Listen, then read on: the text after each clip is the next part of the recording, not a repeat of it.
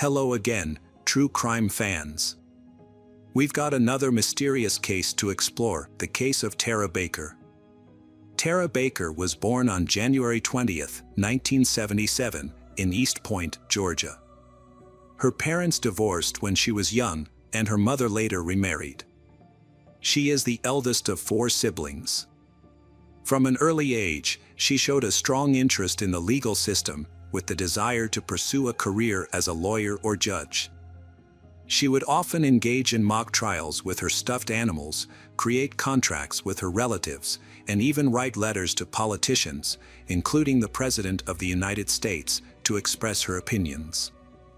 After high school, Tara attended Georgia College, where she earned 2 bachelor's degrees in just 3 years, graduating in 1999.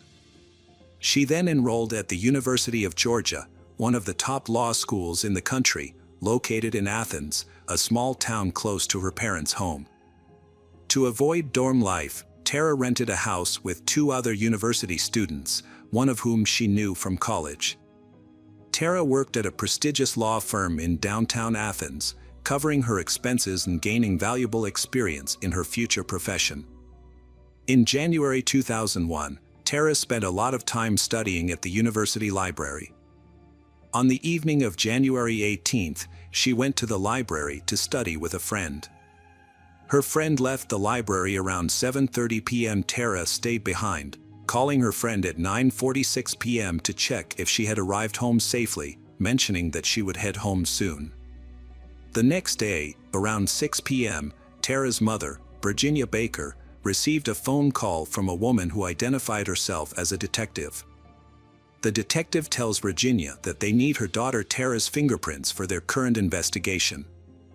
Believing it was a prank, Virginia hung up, but her curiosity got the better of her. She decided to call the Athens police station to verify the call. Police said the caller was actually a forensic detective, and they further informed her that there had been a fire at Tara's home. The detective explained that they were trying to locate Tara, but so far, they had only found one of Tara's roommates, who had been out at the time of the fire. The other roommate was also missing, and investigators suspected that the unidentified body they found might be one of them. Virginia was desperate for information and asked the detective to describe the room where the body was found. The detective's response sent a chill down Tara's spine. The room was filled with Tara antique items, which she had spent years collecting. Virginia and her family immediately drove to Athens to see what was happening to their daughter, hoping that it was just a misunderstanding and that Tara was safe. Upon arriving at the police station, they were forced to wait for several hours without receiving any updates. Eventually, a detective emerged and delivered the devastating news.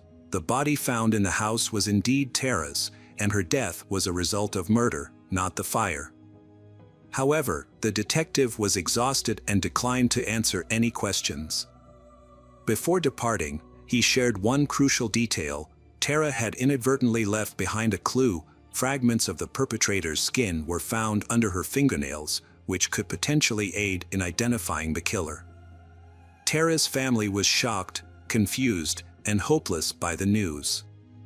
Despite their requests for more information about Tara, the police remained silent, not providing any further details. The family of Tara Baker was left in the dark about her murder investigation. Despite their repeated attempts to get information from detectives, they were met with silence. The local police department never reached out to them, forcing the family to constantly call and visit the station to beg for updates. Through persistence, they were able to gather some details about the case. Firefighters were called to Tara's address on January 19th at approximately 11 a.m. in response to a fire. After extinguishing the flames, they found Tara's body inside. The medical examiner's report confirmed that she had been murdered, with signs of strangulation and stab wounds. It appeared that the killer had set the fire to destroy evidence after Tara's death.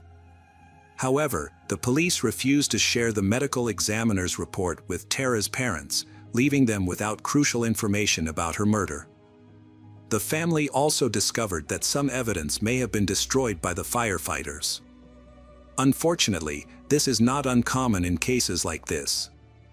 Investigators may not have properly secured the crime scene, which could have resulted in the loss of evidence. As Tara's family sought answers about her death, they were met with a lack of transparency and disrespect from the police. They were not kept informed about the investigation, were often treated rudely and unprofessionally. In an attempt to hold the police accountable, they began to record their conversations and filed complaints, but these efforts yielded no results. The family sought the advice of a renowned criminologist. However, the local police department would only allow him to review the case materials under one condition: he was not to share any information or findings with Tara's relatives. This left Tara's family unable to find answers about her death. Tara's family waited 10 years to get her death certificate. After writing to the state governor, they finally received it, but it didn't give them the answers they were looking for. Instead of explaining what caused her death, the certificate simply stated that she died from multiple injuries, without providing any further details. Despite the police continued their investigation, but their actions raised several questions. When Tara's body was discovered, firefighters immediately called the police, recognizing that a murder had taken place. But the crime scene was seriously destroyed due to extensive damage from the fire and water used to extinguish it. Furthermore, the family later discovered that some surviving items at the crime scene were not examined for fingerprints. Tara's laptop was found missing from her room, but other valuables were intact. Since there was no evidence of forced entry, investigators suspected that Tara was familiar with her killer and had voluntarily allowed them into her room. Although the crime scene was heavily damaged due to the fire, investigators established that Tara's 2 roommates were away from town at the time, leaving Tara home alone. Because it was difficult to determine the exact time of death, medical experts narrowed the window down to a time frame of 10 p.m., when Tara left the library, to 11 a.m., when neighbors called the fire department.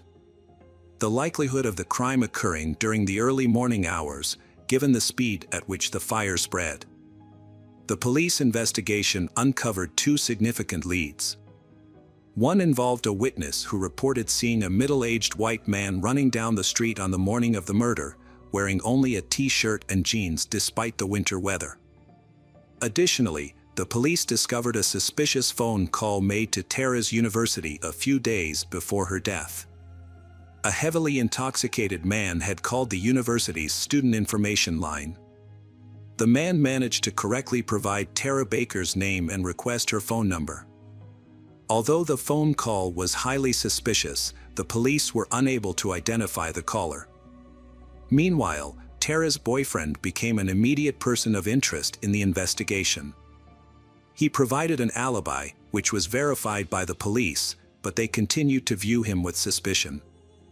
Police have repeatedly questioned him and asked him to provide additional biological samples, answer additional questions, or undergo a lie detector test. Tara's boyfriend was asked to identify her body after the fire. He had traveled from another city to Athens as soon as he heard the news. Although Tara's parents were already in town, the police requested that the boyfriend make the identification. However, he was not allowed to enter the house. Instead, a police officer took a photograph of the body and showed it to him on a camera screen. The boyfriend was shocked and unsure if the body was Tara's. To confirm, he asked to see a pair of earrings he had given her.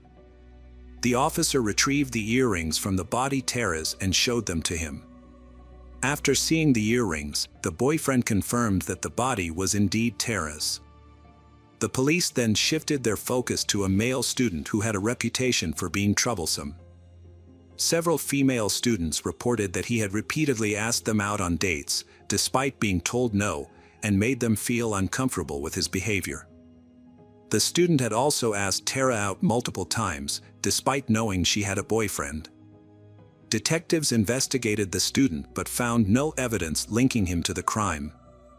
They even asked Tara's friends to monitor the boy's activities, but this did not bring any new progress. detectives began to focus on another suspect, a guy who was Tara's co-worker. When they interviewed his co-workers, they discovered that his behavior in the days leading up to the murders was very strange. Specifically, he had stopped socializing with a group of close co-workers. Additionally, just days before the murders, he had told Tara that he would not be able to attend her birthday party, which was scheduled for the day after the murders. On the morning of January 19th, one of Tara's co-workers tried to convince him to attend birthday celebration, as Tara had been hurt by his initial refusal. When the colleague visited the attorney's office, however, he was nowhere to be found. This was unusual, as the attorney was typically present at the office in the mornings. A check of his work schedule revealed no meetings or appointments, adding to the mystery of his absence. His behavior raised suspicions after Tara's murder. He was absent on the day of the murder, but the next day, he visited a colleague's home and acted strangely. Many suspect that he regularly used illegal drugs, which may have contributed to his erratic behavior. The co-worker noticed several fresh scratches on his neck, which were notable because several pieces of skin were found under Tara's fingernails, suggesting that she may have scratched her attacker in self-defense. When questioned about the scratches, he claimed he got them from a cat and denied any involvement in Tara's murder. However, when asked about his suspicions regarding the killer, his response was unusual. He screams that Tara's father is the culprit, but he cannot produce any evidence to back up his accusation. Furthermore, he resigned from his position just a few months after the murder and left the state. It is unclear whether the police compared his DNA with the samples found under Tara's nails. But they have not shared any information about this aspect of the investigation, even with Tara's relatives. The police discovered that he was married, but still secretly dated two female colleagues. This revelation could explain his unusual behavior and unexplained absences from work. Both women also suspected that he was using illicit substances. However, police found no evidence to prove his involvement in the murder and eventually cleared him as a suspect. The detectives also investigated the maintenance company employees who had access to the house where Tara lived. They had a spare key, which might explain why there was no sign of forced entry. Unfortunately, this lead also yielded no results. Since then, the case has had no new clues. The police continue to search for new suspects and witnesses, but they are keeping many details about their investigation under wraps to avoid it being undermined. The investigation into Tara's murder continued over the years, with several new leads emerging, but it did not yield any results for the investigation. One witness reported seeing an African-American man near Tara's house on the day of the fire, while another claimed to have seen blood on a classmate's notebook shortly after the murder. Despite police efforts to pursue these leads, they ultimately led to dead ends.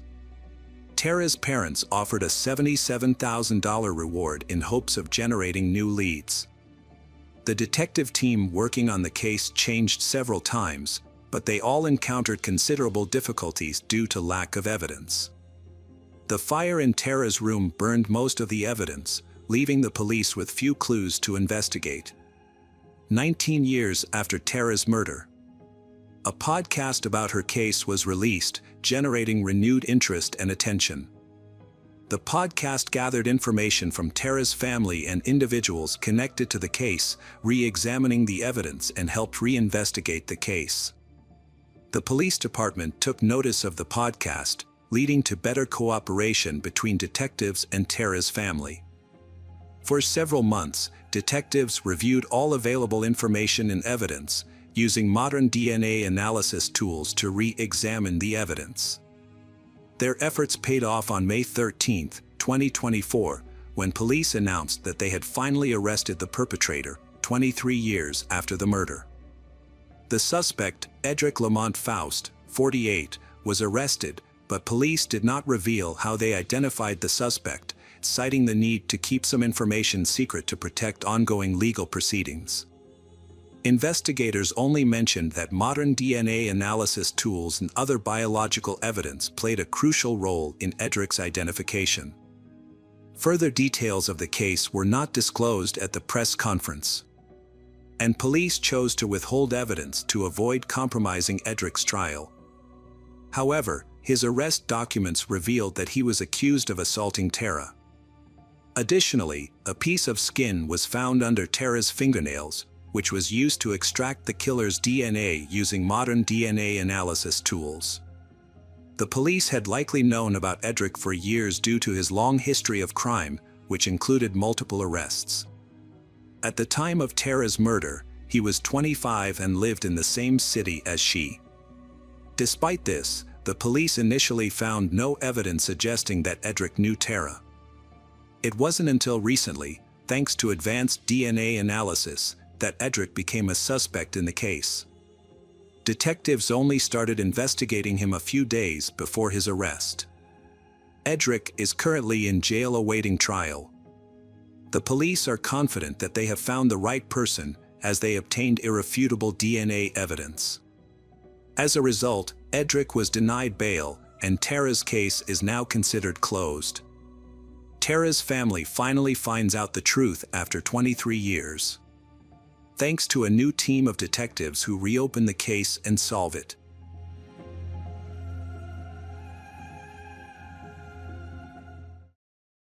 The case of Debbie Lynn Randall. Debbie Lynn Randall was born on August 21, 1962, in Marietta, Georgia, to a loving family with two older brothers. Her parents divorced when she was young. Her mother later married a man named Roy, who became Debbie's stepfather. The family lived in a small apartment building. Debbie was a cheerful and sociable child. On the evening of January 13, 1972, after dinner with her family, Debbie went to the laundromat to supervise the laundry. Debbie's home was just a short distance from the laundromat, so her mother wasn't overly concerned about her safety when she was sent to do the laundry. The original plan was for Debbie to go with her brother, but he was feeling unwell, so Debbie's mother sent her husband to pick up the laundry and Debbie went with her stepfather, holding a box of laundry detergent. At the laundromat, Roy put the clothes in 2 washing machines and left, leaving Debbie waiting for the cycle to finish. After the wash, Debbie had to walk home and ask someone to pick up her clean clothes because she couldn't carry them herself. However, when the laundry should have been finished and Debbie still hadn't returned, her mother began to feel uneasy. It was getting dark outside, so she and her husband decided to walk to the laundromat to look for Debbie, but she was nowhere to be found. The employee informed them that Debbie had left the laundromat some time ago and had not returned. The news worried her mother, who began searching the surrounding streets with Roy. As they walked, they discovered a suspicious scene. A short distance from the laundromat, in the parking lot next to a car, there was a spilled detergent. Since Debbie had brought a box of detergent with her, her mother suspected that it might be hers. Despite expanding their search to the entire parking lot and the surrounding area, they found no other sign of Debbie. Neighbors who knew the family joined in the search. Debbie's mother decided to call the police for help. The police investigated the parking lot and discovered their first clue: spilled laundry detergent just inches from a parked car, and on the car door, they found several clear fingerprints. The police found fresh fingerprints on the car that were located lower than the handle, which seemed unusual. They suspected that an unknown person might have grabbed the girl while touching the car at this spot. The officers collected the fingerprints and sent them to forensic experts for analysis.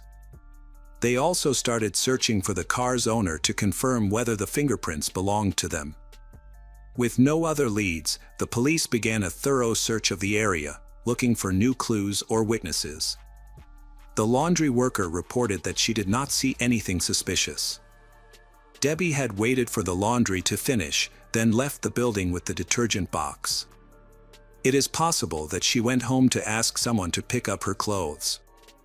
Police discovered the first key witness, 12-year-old Sandra, who said that as she and her friend walked to a laundromat to drop off dirty clothes, they saw a man grab a girl on the street, drag her to his car parked near the laundromat, and drive away quickly while she screamed for help. Sandra and her friend were lucky to avoid the man's car. Debbie screamed in a car, but he did not slow down. At the time, Sandra did not consider what she saw to be a kidnapping. She assumed the man was a family member who had come to pick Debbie up, possibly against her will. So Sandra did not report the incident to the authorities or tell any adults about it. After learning about Debbie's disappearance, Sandra provided essential details to investigators. She described the abductor's vehicle as a dark-colored, likely 1957 model pickup truck. She also described the man as young, white, with thick dark hair, wearing a white t-shirt, jeans, and black work boots. Another key witness, a girl who lived in the same building as Debbie, shared her observations. She saw a dark-colored pickup truck drive past the apartment building on the evening in question. The girl initially thought the driver of the car was her uncle, but when he stopped in front of her and looked at her, she realized it was someone else. She described the driver as a white man with medium-length dark hair and provided additional details about his appearance. She also reported that he parked his car near their building, next to the same car where a detergent spill would later be discovered. Another witness, a man who lived near the girl's home, reported that a dark-colored pickup truck, possibly a Dodge, almost hit him while he was driving to visit his wife in the hospital. The driver appeared to be in his 30s with dark hair, and the witness saw a girl in the car trying to escape while the driver held her with one arm. Based on these accounts, the police believed Debbie had been kidnapped. They circulated the suspect's vehicle to all patrol units and created a composite sketch of the driver based on descriptions from witnesses. Some officers searched for similar vehicles and checked their owners, while others conducted a wide-ranging search for the girl. As the days passed, more volunteers and police from surrounding towns joined the search. Police questioned Debbie's family, and after investigation, they were all cleared as potential suspects.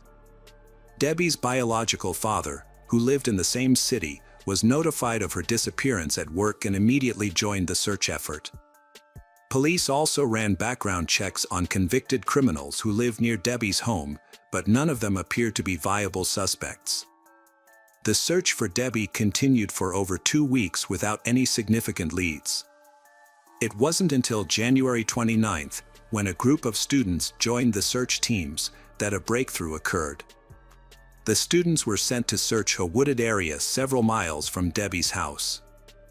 After nearly 5 hours of searching, one of the students noticed a set of tracks on the ground that led from the trail into the forest, suggesting that something had been dragged into the woods.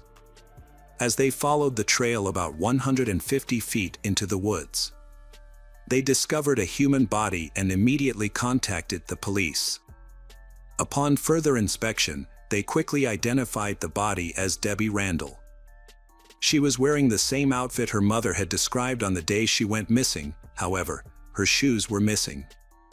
The medical examination of the Debbie's body revealed that she had been strangled to death and had also been sexually assaulted.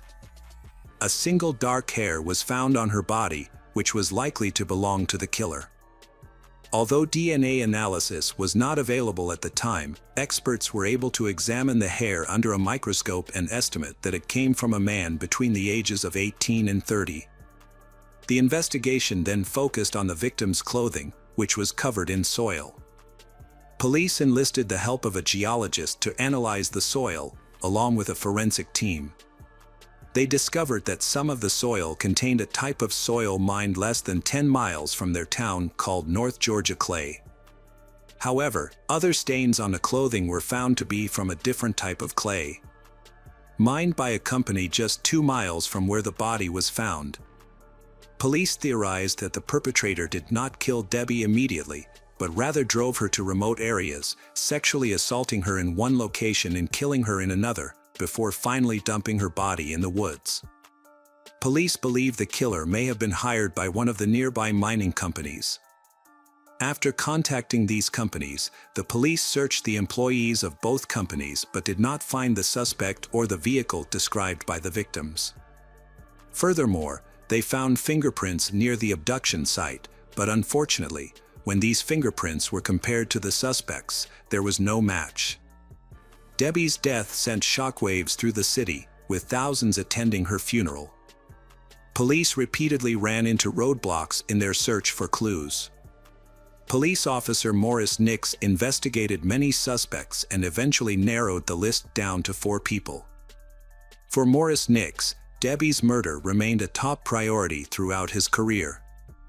The case took a breakthrough with the creation of the FBI's DNA database. Experts successfully extracted a genetic profile from hair found on Debbie's body, which was then entered into the database. However, no matches were found. In 2015, 43 years after the murder, police reopened the case and decided to re-examine the victim's clothing using modern technology. The clothing had been stored in an evidence vault since the crime. When re-examined, some of the evidence had degraded over time, resulting in only a partial DNA profile. In 2018, Debbie's mother gave an interview, expressing her hope that her daughter's killer would be found. After the tragedy, she found it unbearable to stay in their apartment, so she moved to another city. Her only wish was for the case to be solved before she died. Sadly, she died of cancer at the age of 78, just weeks after the interview, and was buried next to Debbie. In 2019, the local police department received additional funding, which allowed them to conduct a more thorough analysis of Debbie's clothing. This time, experts successfully extracted a full DNA sample, but unfortunately, the perpetrator's DNA was still not found in the FBI database.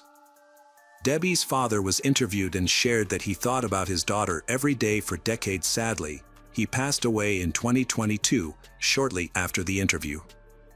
Police turned their attention to the first piece of evidence they had, DNA. They partnered with a Florida company that specializes in an advanced DNA analysis technique called genomics. Police provided the company with all the biological samples they had collected over the years and waited for the results. Experts created a DNA profile of the suspect and began searching for his relatives in public genetic databases. After analyzing thousands of potential relatives of the killer, investigators narrowed their search to a family in Marietta. In 2023, police asked the family to provide a DNA sample, which they agreed to. Analysis showed that the killer was indeed a close relative of the family. Experts re-examined the family tree and quickly identified a man named William Rose. However, William Rose committed suicide in 1974, just 2 years after Debbie's murder. Police obtained a warrant to exhume William Rose's remains and took a sample of William Rose's DNA for analysis. 51 years after Debbie's murder, police finally identified William Rose as the killer. At the time of the murder, William Rose, 24, lived in the same building as Debbie's family, and he visited them frequently.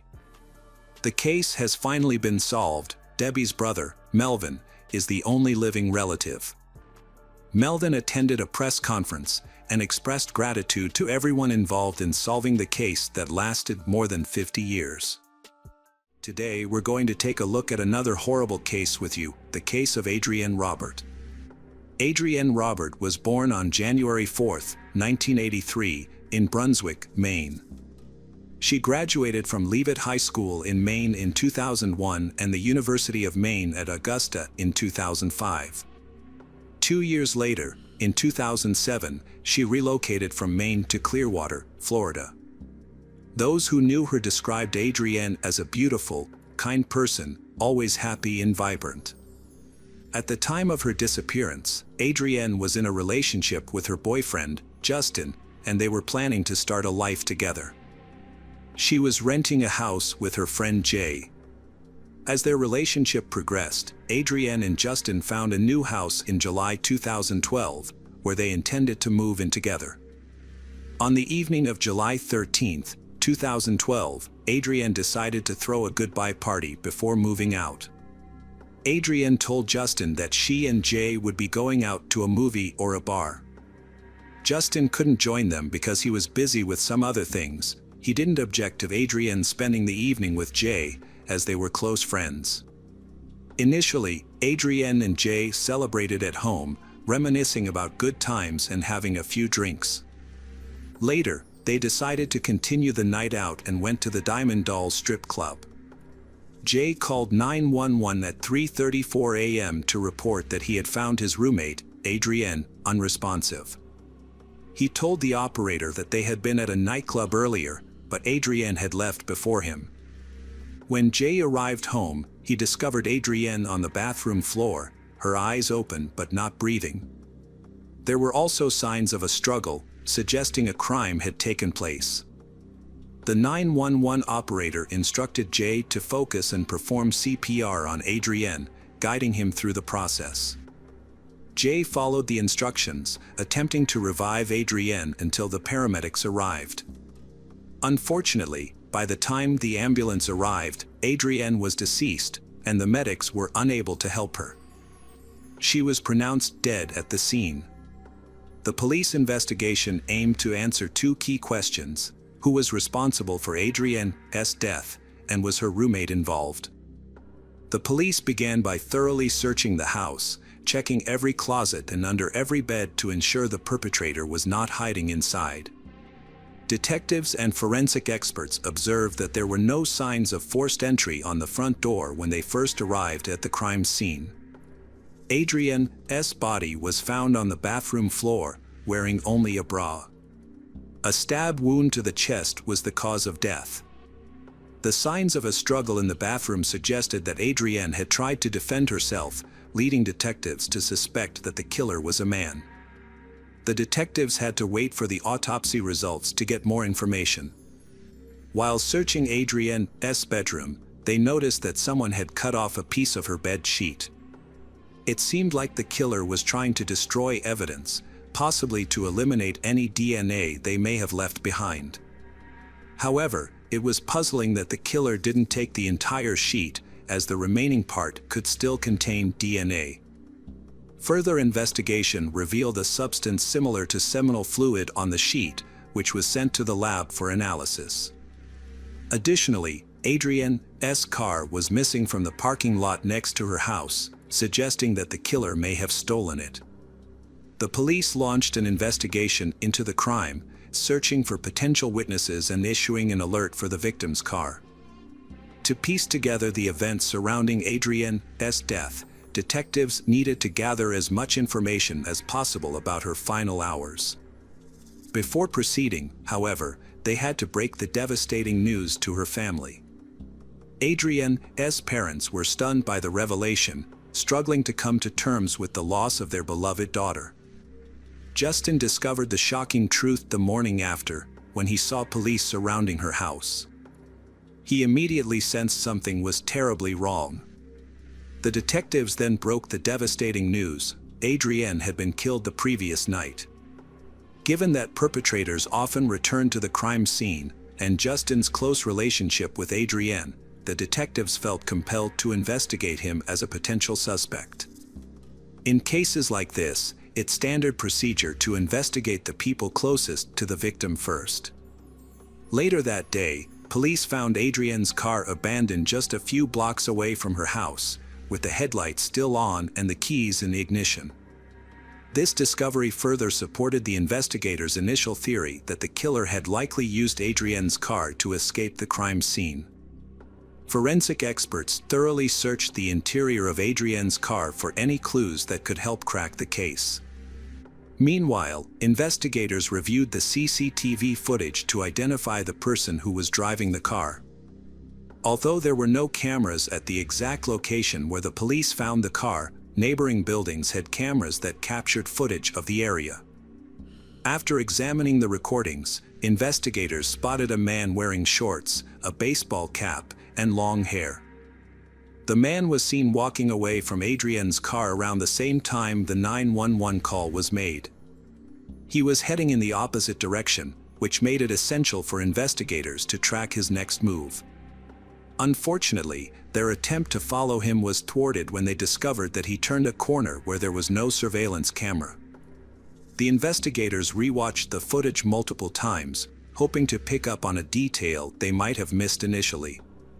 The police had difficulty gathering clear information about the man in the recording because it was taken at night. However, interviewing witnesses provided new leads. A neighbor reported seeing Adrienne and a man running past his house on the sidewalk at night. This was unusual for two reasons. It was late, and they didn't appear to be going for a run. Adrienne was wearing a dress and holding her shoes, while the man was not dressed in athletic attire.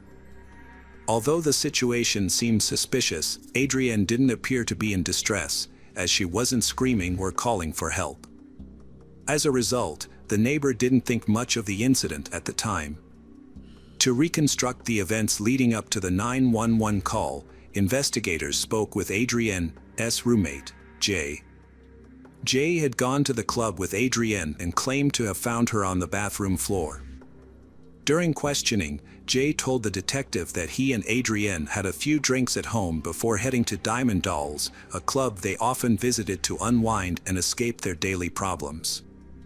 Jay told investigators that he and Adrienne walked to Diamond Dolls because they had been drinking and didn't want to drive.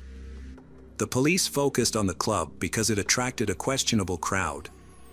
Jay claimed they arrived around 10:30 p.m. and stayed for several hours. While they were sitting at a table, a stranger with a beard and a baseball cap joined them. Later, Adrienne decided to leave, and Jay said he stayed behind. He noticed the stranger had also left. To verify Jay's story, investigators reviewed the club's surveillance footage.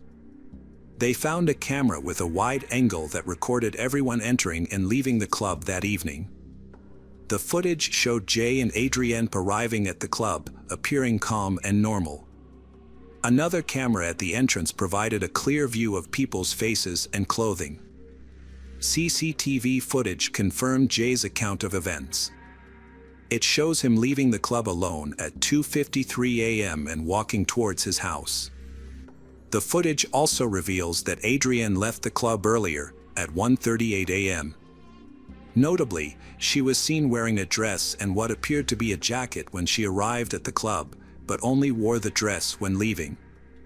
This discrepancy raises a key point. Shortly after Adrienne departed, a man wearing a baseball cap rushed out of the club, presumably to return the jacket she had left behind. After returning the jacket, the man and Adrienne appeared to be engaged in conversation. The exact topic of their discussion remains unclear. Rather than returning to the club, the man followed Adrienne. After exiting the parking lot, they turned right onto a relatively isolated street with few houses. It is unclear whether Adrienne felt threatened or uneasy at this point, and this may remain uncertain. After reviewing the evidence, investigators determined that the man seen on camera at the club and the man near Adrienne's abandoned car were two different individuals. Based on the circumstances surrounding her death, they believed the man from the club's CCTV footage was the likely culprit. The other man may have been an innocent bystander. The police were exploring all possible scenarios to provide answers to Adrienne's parents as soon as possible. Adrienne's family traveled to Florida to collect her belongings. Investigators met with her parents, Mark and Dolores, and assured them that they would do everything possible to find and bring the perpetrator to justice. According to her parents, Adrienne was a friendly person with no known enemies. She had a good relationship with her boyfriend, Justin, and her roommate, Jay. Investigators suspected that Adrienne did not know her killer. The laboratory report soon arrived, revealing that male DNA was found on the sheet, Adrienne's body, and the walls. Although the killer had attempted to destroy evidence by cutting out part of the sheet, forensic experts were still able to recover the DNA. However, when the investigators compared the DNA to the database, they were disappointed to find no matches. As a result, the police had the DNA of an unknown suspect in CCTV footage from the club where Adrienne spent her last evening. Detectives focused on the footage as the key to solving the case. They re-examined the recordings, this time reviewing both daytime and nighttime footage, which led to a breakthrough. Approximately 8 hours before Adrienne's death, investigators spotted the same man who had been talking to Adrienne in the parking lot and had left with her. This time, they got a clearer view of his face. To determine how the unknown man arrived at the club, investigators reviewed the footage and saw that he had taken a taxi. The taxi's phone number was visible on the recording, making it easy to identify the taxi company. This new information made it simpler to identify the man. Detectives discovered that the phone number that ordered the taxi was caught on footage near Diamond Dolls, and it belonged to Thomas Frederick. By comparing his driver's license photo with the image of the man on the CCTV footage, detectives confirmed that it was the same person. As a result, Thomas Frederick became the primary suspect in the case. The police required concrete evidence to arrest Frederick, but the surveillance footage alone was insufficient. To gather more evidence without alerting him, they began secretly monitoring his activities. Their goal was to obtain his DNA sample discreetly, as they were concerned that approaching him directly might scare him off. For a week and a half, the officers tracked Frederick's movements, following him to work and keeping a watchful eye on his home at night. Their patience eventually paid off when Frederick discarded a cigarette butt on the road. The officers collected the butt and sent it to a laboratory for DNA analysis. The purpose of the test was to determine if Frederick's DNA matched the samples found at the residence of Adrienne Robert. While waiting for the test results, the police continued to secretly monitor Frederick, as they suspected he might attempt to leave the state at any moment. After receiving the laboratory report, everyone's anticipation was met with an unsurprising conclusion. The DNA analysis revealed that the samples found on the sheet, walls, and Adrienne's body all belonged to Thomas Frederick. As a result, the police arrested and brought him in for questioning. During the interrogation, Frederick claimed to be a frequent visitor to various clubs and bars, where he would often meet new people. When shown a picture of Adrienne, he stated that they had met at Diamond Dolls, where she had bought him a drink and they had danced and talked. However, when the police confronted him with CCTV footage that contradicted his alibi, he changed his story. Frederick then claimed that he and Adrienne had walked together to the end of the street before parting ways. When asked if he had ever visited Adrienne's house, Frederick responded that he couldn't remember due to his intoxication. This inconsistency cast doubt on his entire account, leaving it unclear what he was trying to conceal. The man initially claimed he had no recollection of being at Adrienne's house. However, it was revealed that a witness had seen Adrienne running barefoot while the man chased after her, which suggested that he was lying. When questioned by the investigators, Frederick provided an explanation. He claimed that Adrienne asked him to escort her home and that she began running suddenly after deciding she was in a hurry. She took off her shoes, prompting him to chase after her in order to stay by her side. Despite Frederick's shifting story, detectives uncovered compelling evidence. A DNA test showed that Frederick's DNA was on Adrienne's sheet and numerous items throughout her home. Frederick altered his story after receiving the DNA test results, now he's claiming self-defense when confronted about his inconsistent explanations. Suddenly remembering past events he couldn't previously recall, Frederick finally shared an apparently factual narrative about how things actually occurred. They spent an intimate time in Adrienne's home where things ultimately became grim and both engaged. A confrontation between Adrienne and Thomas Frederick turned violent and resulted in a physical fight. During the altercation, Adrienne pulled out a knife and threatened Frederick, who then defended himself. Unfortunately, Adrienne was fatally injured in the process. After the incident, Frederick panicked and fled the scene instead of calling for emergency assistance. He feared being blamed for Adrienne's death. As a result, Frederick was charged with first-degree deprivation of life and appeared in court in January 2014. During the trial, the prosecutor presented a different account of the events. According to the prosecution, Adrienne and her friend Jay had been drinking at home before heading to Diamond Dolls, where they met Frederick. The three of them socialized and chatted casually. However, the next day, Adrienne decided to leave the club early to move into her new home with her partner, Justin. Frederick allegedly took advantage of the situation and followed her, despite her attempts to evade him. He chased her to her home, broke in, and attacked her with a knife from the kitchen. The prosecutor stated that the injuries on Adrienne's body suggested that she was forced to have intercourse with Frederick. Fearing she would report him to the police, Frederick decided to kill her.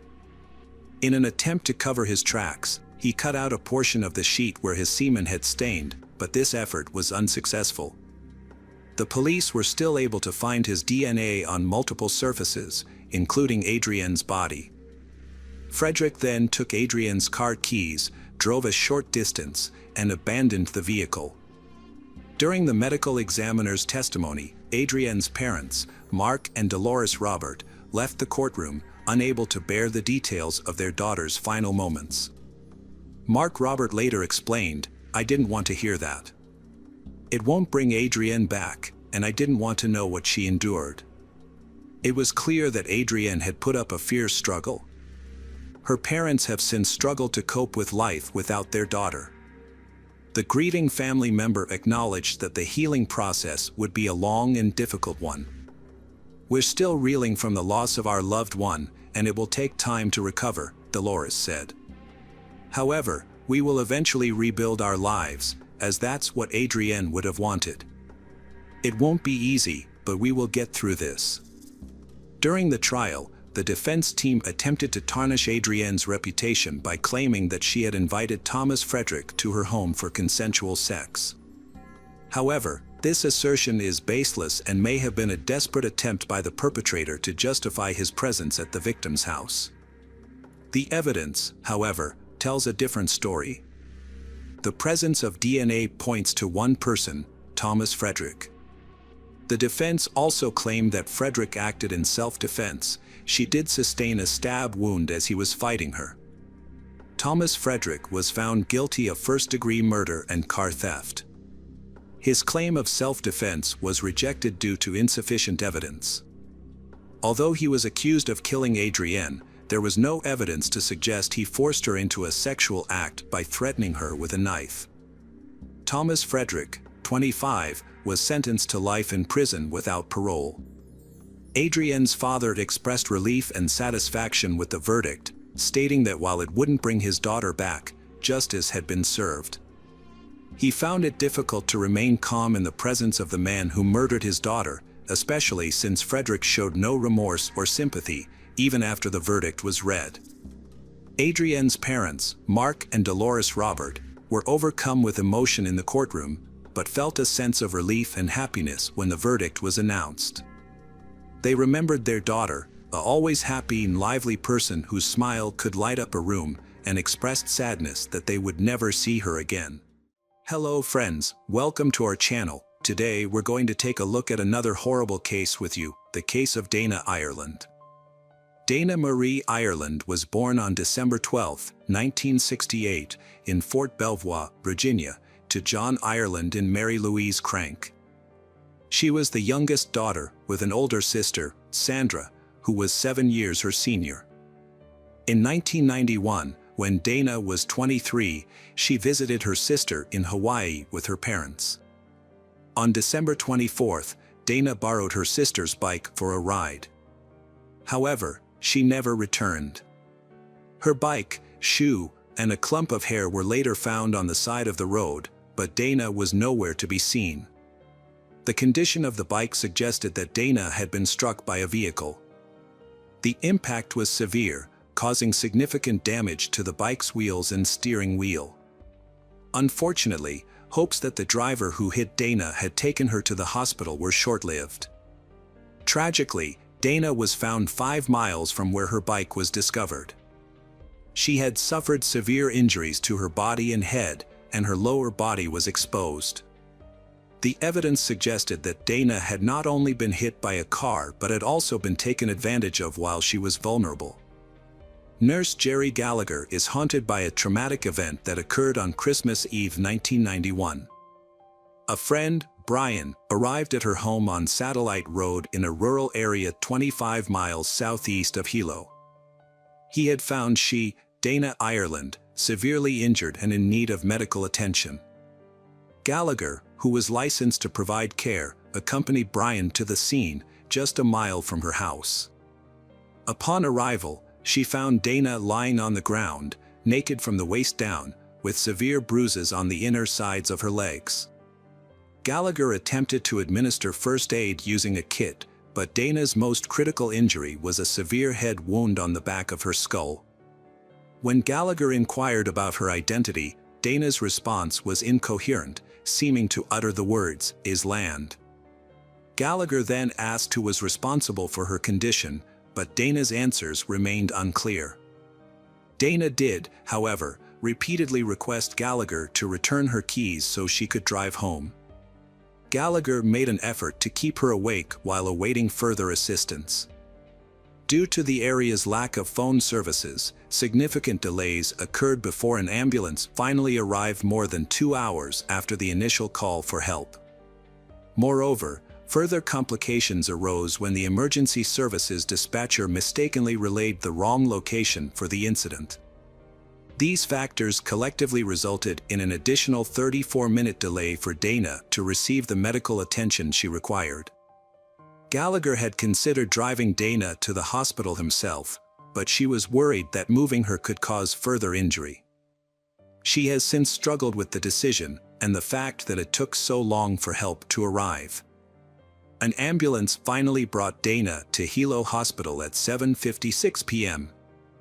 Unbeknownst to her parents, John and Mary Louise, who were searching for her, Dana was the injured woman being treated at the hospital. They had found her damaged bicycle by the side of the road and were trying to locate her.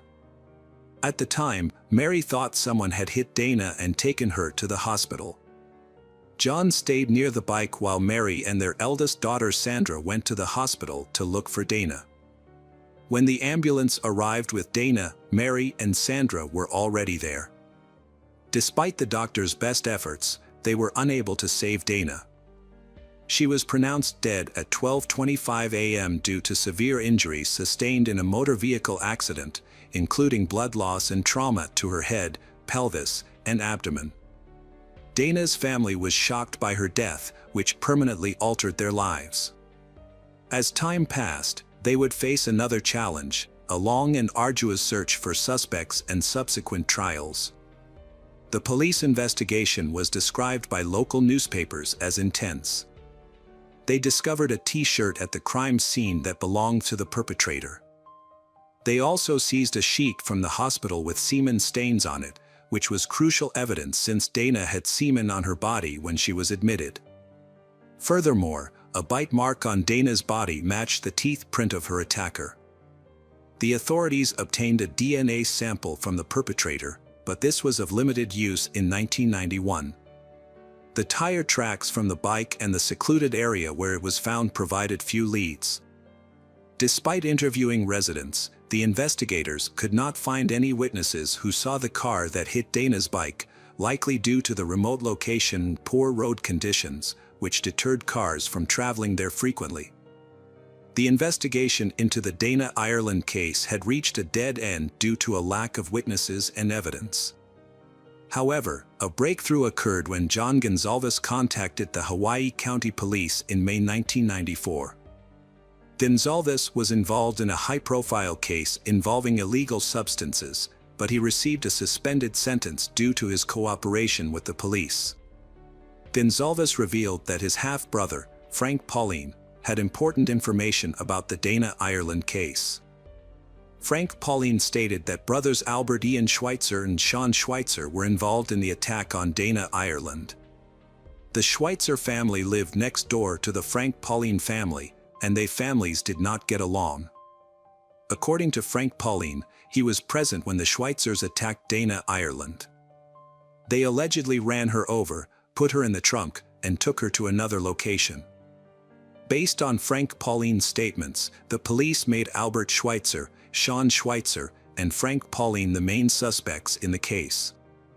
Frank Pauline Jr. was born on April 27, 1973, in Fremont, California, to Frank Sr. and Patricia Pauline. He grew up in Puna, Hawaii, where he became a father of 3 sons by the age of 20. However, Frank had a history of run-ins with the law, starting at the age of 9. By February 8, 1983, Frank Pauline had been caught in a burglary. As he got older, the severity of his crimes increased. In February 1994, he was sentenced to 10 years in prison for harassment and robbery. Despite this, Pauline continued to commit crimes, earning him the nickname "Walking Crime Wave" from prosecutors. After being sentenced, Pauline was taken into custody to start his prison term.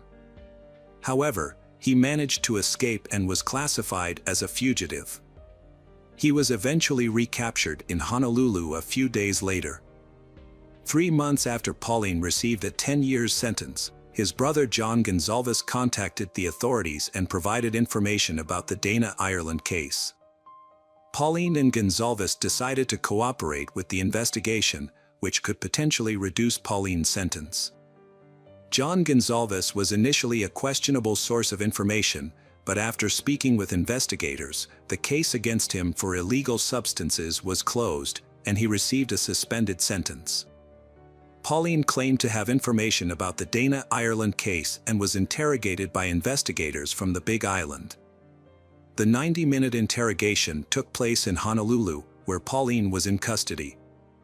During the interrogation, Pauline provided details about the attack on Dana, Ireland and reconstructed the crime scene on the Big Island, showing detectives the locations he mentioned earlier. Pauline told detectives that on December 24, 1991, brothers Albert Ian and Sean Schweitzer picked him up at his home in a purple Volkswagen Beetle. Albert Ian was driving. Before they saw a woman on the side of the road, they stopped to take illegal substances. As they approached an intersection near Kapaho, they saw she standing on the side of the road. Pauline recalled Albert Ian pointing her out, saying, "Look at that girl," but they initially continued driving. Albert Ian then suggested turning the car around so he could talk to she. As they drove back, traveling at 40 to 45 miles per hour, Albert Ian failed to stop in time and accidentally hit she, later identified as Dana, Ireland.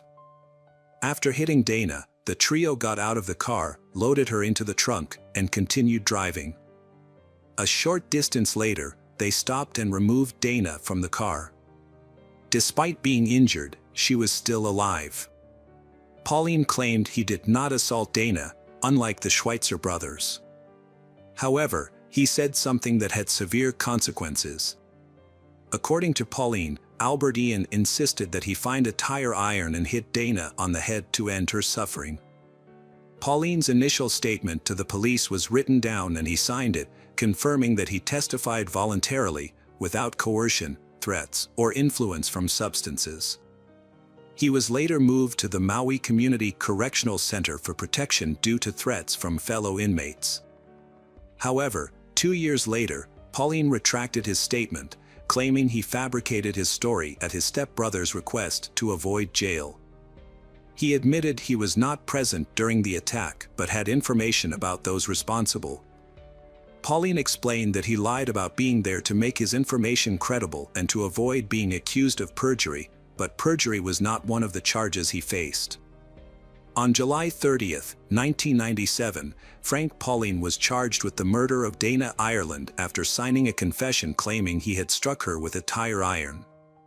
However, the confession raised suspicions, as when investigators took him to the Big Island, he was unable to identify the exact location of the crime or where Dana's body was found. This led investigators to question the truthfulness of Pauline's confession.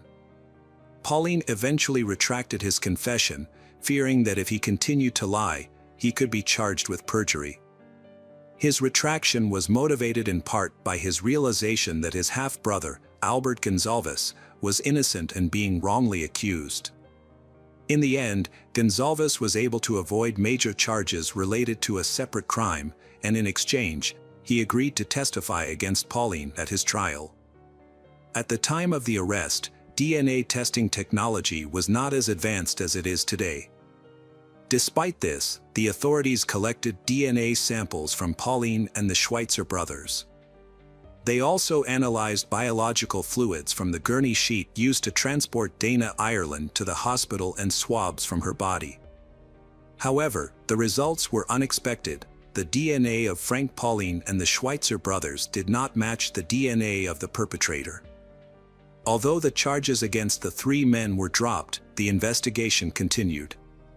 The prosecution suggested that someone else must have been involved, as other evidence also failed to implicate Pauline and the Schweitzer brothers. For example, the teeth of the Schweitzer brothers and Pauline did not match the bite mark found on the victim's chest. Furthermore, no traces of Dana Ireland's blood or hair were found in Albert Ian Schweitzer's Volkswagen, which he had acquired only a month after her death. External pressures, including those from the Dana Ireland family, the public, and the press, may have influenced the course of events in the investigation into Dana Ireland's death. Albert Ian Schweitzer was 20 years old at the time of Dana Ireland's murder and had only traffic-related infractions on his record. Sean Schweitzer, who was 16 when Dana Ireland died, received charges in connection with her death at the age of 23. Around that time, Sean also faced unrelated charges of fourth-degree assault for inappropriately touching a 15-year-old girl when he was 16. He received a sentence of 180 days in prison and 1 year of probation. Despite their records showing a pattern of questionable behavior, DNA testing cleared all three suspects involved in the Dana Ireland case of her murder. However, this finding was likely undermined by the unrelated convictions that surfaced in their pasts. 5 days after Frank Pauline's initial statement to the police, investigators searched the Schweitzer family home and seized Albert Ian's 1957 Volkswagen Beetle as evidence. Both Sean and Albert Ian claimed they were not with Frank Pauline on the night of the crime, although they admitted to knowing him. Sean stated that he was at home on Christmas Eve, while Albert Ian said he was either at home or at his uncle's house.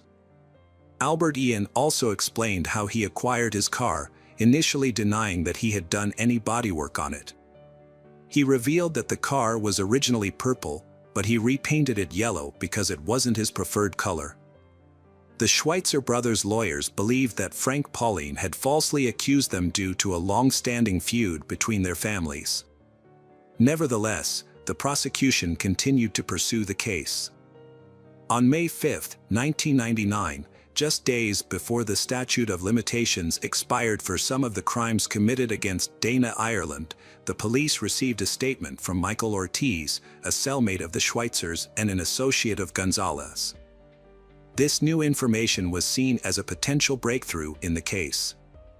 During questioning by authorities, Michael Ortiz claimed that Albert Ian Schweitzer had confessed to his involvement in the crime.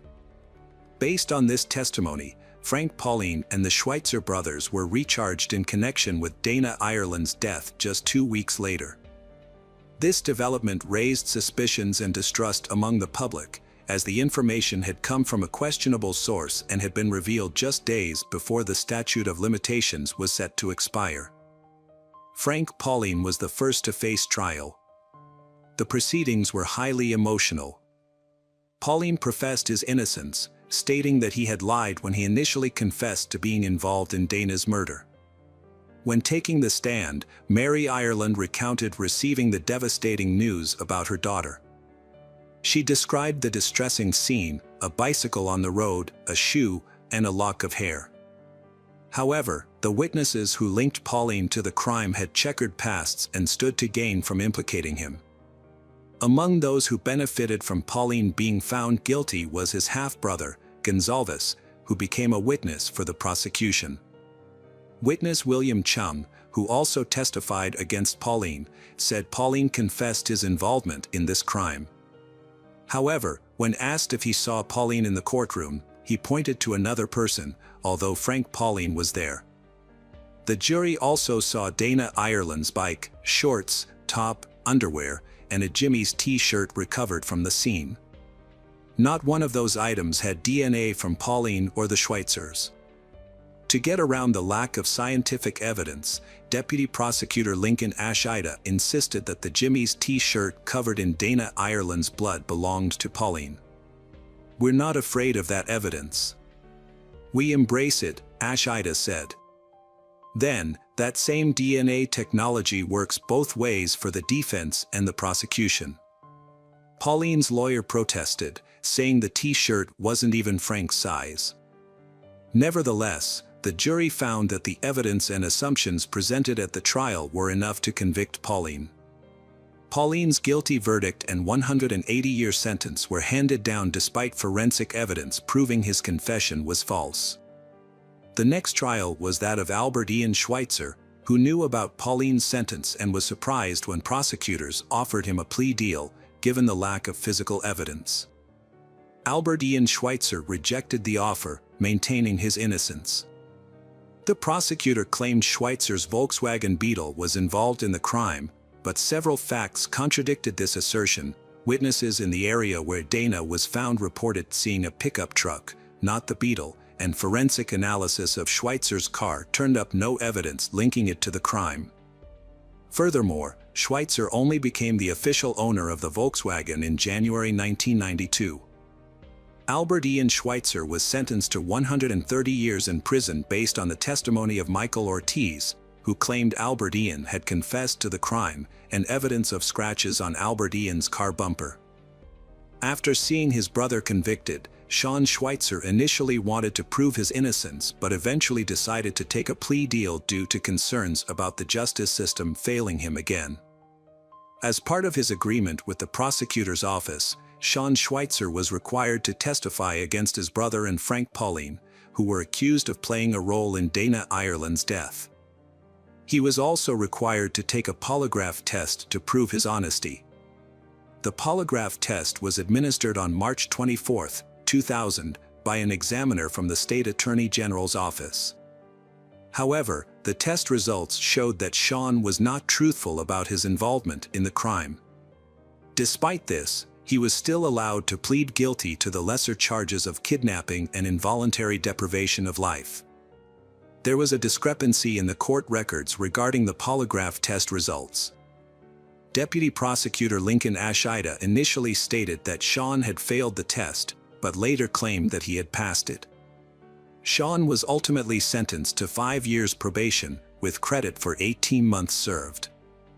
In an interview after his release, Sean stated that the decision to accept the plea deal was made by his family, who were concerned about the potential impact on his parents if both brothers were imprisoned. His brother, Albert Ian, who was later sentenced to 130 years in prison, recalled advising Sean to accept the deal to avoid serving life in prison, as imprisonment of both brothers might have been too stressful for their parents. Years later, Sean still feels remorseful for testifying against his brother and making a deal with the prosecutor.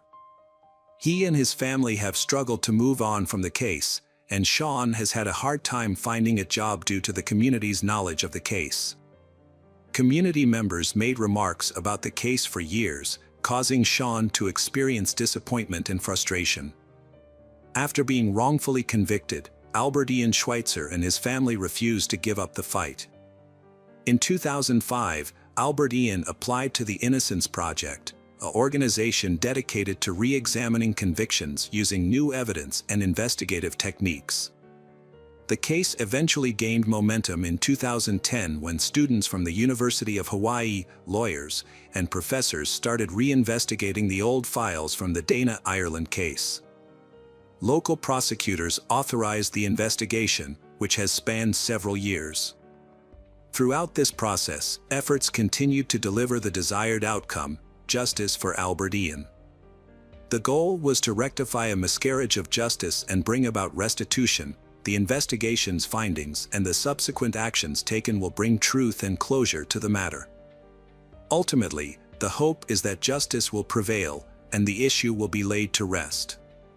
Years passed and Mary Louise Ireland, Dana's mother, eventually passed away on her 92nd birthday in 2016.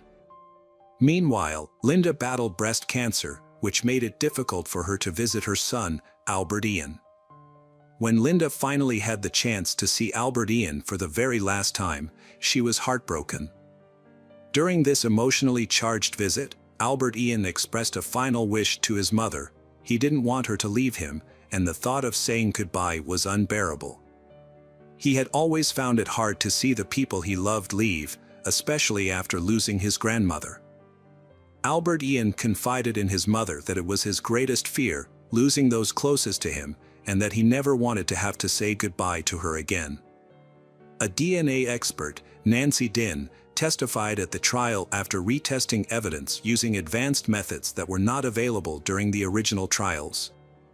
She explained that technology has improved significantly since 2000, allowing for the detection of details that were previously invisible. Contrary to the 2000 authorities' claim that Frank Pauline's and the Schweitzer brothers' DNA was not on the T-shirt due to excessive amounts of Dana Ireland's blood, scientists from the Innocence Project used modern technology to distinguish between Dana's DNA and other DNA on the T-shirt. They also found seminal fluid and sweat from the armpit on the T-shirt. Nancy Dinh confirmed that the DNA found on the T-shirt and Dana's body belonged to the same person. However, she stated that this person was neither Frank Pauline nor one of the Schweitzer brothers. Following Nancy Dinh's testimony, a tire tread expert remotely testified, stating that the tire tracks found at both crime scenes could not have been made by the Schweitzer brothers' Volkswagen. In his opinion, the tracks were likely left by a larger vehicle, such as a truck, SUV, or van. The final witness to testify was dentist Adam Freeman. Dana Ireland had what appeared to be a human bite mark on her left breast, according to the prosecutor's initial assessment. However, forensic expert Freeman disputed this claim, stating it was not a bite mark. This case highlights the flaws in forensic science, particularly in the analysis of bite marks, Freeman testified. After the witnesses finished testifying, District Court Judge Peter Kubota delivered his verdict. He stated that the new DNA evidence, along with the tire tread evidence, the disputed bite mark evidence, and Sean Schweitzer's recantation, collectively proved that a jury in a new trial would likely find Albert Ian Schweitzer not guilty. Therefore, Kubota declared the conviction vacated and ordered Mr. Albert Ian Schweitzer's immediate release from custody. With these words, spoken 23 years after Albert Ian Schweitzer's guilty verdict and 25 years after his arrest, Albert Ian was suddenly exonerated and freed. Judge Kubota then addressed Albert Ian Schweitzer with heartfelt words. With 1/3 of his life still ahead of him, the judge offered a choice: to live in anger and resentment towards the process and the people who had wronged him, or to find a new sense of freedom. Kubota suggested that Albert Ian make the most of this opportunity, surrounded by his family, who had come to support him. Freed from his handcuffs, Albert Ian hugged his lawyers and then his family members, including some he had not seen in decades. His mother was overcome with emotion in his arms. Albert Ian's young son, who had grown up without his father, was also in the courtroom and shared a hug with him. His younger brother, Sean, was there too, with a warm smile and open arms.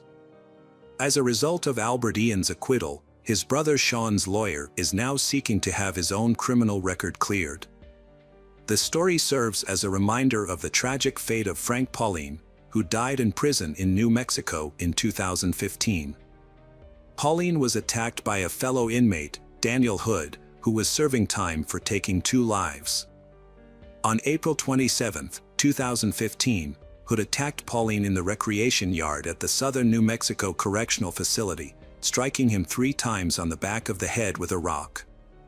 The motive behind the attack was Hood's belief that Pauline was a snitch. Despite efforts by the medical staff, Pauline could not be saved. In response, his family's lawyer plans to file a petition for his posthumous rehabilitation. Albert Ian Schweitzer finds the transition from prison life to freedom extremely difficult. He shares that adjusting to life outside of prison has been more challenging than he anticipated. Most days are a struggle with anxiety. While Albert Ian may be eligible for compensation for wrongful imprisonment, which could award him $50,000 for each year spent in prison, the process is not straightforward. His lawyers are working diligently to ensure he receives the compensation he is owed. The Dana Ireland case remains unsolved 3 decades later, but investigators are hopeful that advances in DNA testing and genealogy will help them identify the person responsible for destroying the Dana family's life. Hello friends, welcome to our channel. Today we're going to take a look at another horrible case with you. The case of Marina Menegazzo and Maria Jose Coney. This story began in 2016 in the Argentine city of Mendoza. On January 10th, 2 young women, 21-year-old Marina Menegazzo and 22-year-old Maria Jose Coney, embarked on a highly anticipated trip. Unfortunately, their journey ultimately led to one of the most publicized investigations in Latin America over the past decade. At the time, Maria Jose was a 22-year-old economics student at the National University of Cuyo, while Marina was a 21-year-old speech therapy student at the Aconcagua University. Both women volunteered for an organization that assisted homeless individuals. According to friends and acquaintances, they were 2 bright and cheerful young women who were extremely close to their families. Marina Menegazzo and Maria Jose Coney embarked on a trip with 2 friends, but the group eventually parted ways. They girls continued their journey, which began on January 10th. Their route can be tracked through Maria Jose Coney's Instagram posts. On January 13th, they were in Cusco, Peru, an ancient city that was once the capital of the Inca Empire. The next day, January 14th, another photo was posted, also taken in Cusco.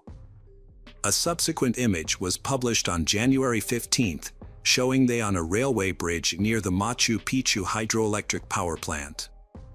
Machu Picchu is a famous ancient Inca city, often referred to as the city above the clouds, and is a UNESCO World Heritage Site.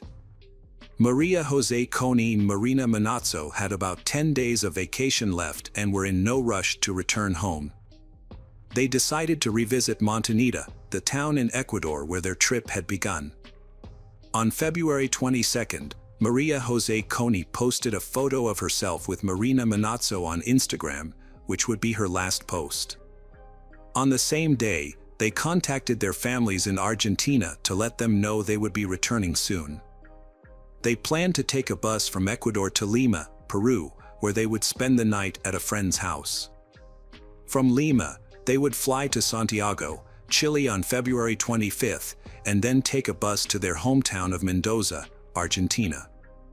They informed their relatives that they would be unreachable by phone for a few days due to poor signal reception. However, when their relatives tried to contact them, they were unable to get in touch. As the days passed, there was no activity on Maria Jose Coney and Marina Menegazzo's social media accounts, causing their relatives to become increasingly worried. Marina Menegazzo's sister took to social media to raise awareness about their disappearance. She posted a photo of they girls with a message stating that they had gone missing on Monday, the 22nd, in Montañita, Ecuador, and asked people to share the information. The families were eager to know if they had left the country and boarded a flight, but their attempts to contact the airline were met with no response. The family of Maria Jose Coney and Marina Menegazzo tried to get information from they were supposed to stay with before leaving, but they claimed they never showed up. The family then reported they missing to the emergency services in Ecuador and also contacted the Argentine consulate for assistance. The Argentine consulate got involved on February 27th and sent their fingerprints to Ecuador. This was done because a few days earlier, on February 25th, an unidentified woman's body was found in Montañita and taken to Guayaquil. The authorities compared the fingerprints from Argentina with those of the unidentified body and confirmed that the body was that of Maria Jose Coney. On Saturday, February 27th, police investigated the area where Maria Jose Coni's body was discovered and found the body of Marina Manazzo just 43 yards away. Like Marina Manazzo's body, Maria Jose Coni's was also wrapped in a plastic bag and duct tape. According to the Ecuadorian police, the killer attempted to conceal Marina Manazzo's body by placing an object on top of it, which initially prevented its discovery. During the autopsy, the medical expert determined that Maria Jose Coni's death was caused by severe blunt force trauma to the head. Her injuries also included a broken leg, a broken toe, and what authorities described as genital injuries. Additionally, markings on her wrist suggested that she had been restrained. Marina Manazzo died from 6 stab wounds to the neck and had similar wrist markings, indicating that she had also been tied up. Their deaths occurred on February 23rd. Toxicology tests revealed that their blood contained a high amount of a psychiatric medication. Based on the circumstances of their deaths, police believed that they had not taken the medication voluntarily and may not have even known they had ingested it. It is likely that someone had mixed the medication into their food or drinks without their knowledge. A breakthrough in the case came just 24 hours after the discovery of the second body. The President and Interior Minister of Ecuador announced that the police had made an arrest, sparking mixed emotions among the victims' families. Alberto Segundo Mina Pon, 33, and Aurelio Eduardo Rodriguez, 39, were taken into custody and quickly confessed to the crime, revealing the events that had transpired. Physical evidence found at the home of one of the suspects, Mina Pon, included bloodstains. The police also recovered Marina's phone, backpack, and other belongings near the house. The rapid arrest and immediate confession of the men were met with skepticism by those following the case, leaving many with unanswered questions. Ecuador's Minister of the Interior, José Serrano, claimed that they checked out of their hotel room on February 22nd at 2 p.m. According to the men's story, they had their money stolen at the hotel, prompting them to hitchhike to Lima. However, the hotel owner disputed this claim, stating that there was no evidence of theft.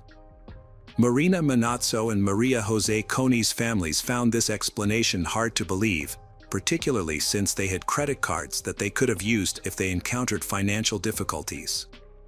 The lack of activity on the credit cards suggested that either someone stole both the cash and cards or that the men's story was not true. Moreover, they could have accessed the funds in their account without needing the physical card, but they didn't use the money to book travel or accommodations online. According to Ecuador's Minister of the Interior, Marina Manazzo and Maria Jose Coni's entered a bar and requested 2 glasses of water because they were thirsty and had no money. The bar owner corroborated this account, stating that she provided them with water due to their financial situation. However, it remains unclear whether the money was actually stolen. The minister continued by referencing the testimony of the suspects, who had already confessed to their guilt. One of the suspects, Pon, stated that around 8 p.m. on that day, Rodriguez informed him about 2 Argentinian girls in a bar. Pon and Rodriguez approached they and started a conversation, during which Marina Manazzo and Maria Jose Coni explained that they were hitchhiking to Lima because they lacked the funds for a bus ticket. This version of events raises several questions. They had purchased plane tickets from Lima to Santiago, Chile, which is over 1,000 miles away. It seems illogical that they would try to save money by hitchhiking and risk missing their flight, which was scheduled for February 25th. This conversation with Pon allegedly took place on the evening of February 22nd, making their decision even more puzzling. However, local police found witnesses who corroborated this unusual story. Since Marina Manazzo and Maria Jose Coni had no money for a hotel or hostel and needed a place to stay for the night, Pon offered to let them stay at his house. They accepted his offer. A taxi driver was found who confirmed that he drove Marina Manazzo, Maria Jose Coni, and Pon to Pon's home. This picture is of the house where Pon resided. After that, Pon returned to the bar with Rodriguez, as reported by Ecuadorian authorities, and continued drinking. Meanwhile, Marina Manazzo and Maria Jose Coney were left alone in the house. The intoxicated men returned home around 2:30 a.m., but Marina Manazzo and Maria Jose Coney were no longer there. The police investigation revealed that Marina Manazzo va Maria Jose Coney had visited a nearby store to purchase soda before returning to the house.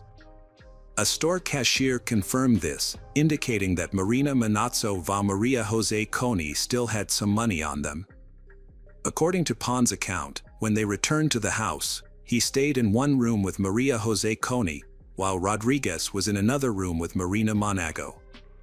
Pon admitted that he attempted to persuade Maria Jose Coney into a romantic encounter, but she resisted and tried to leave.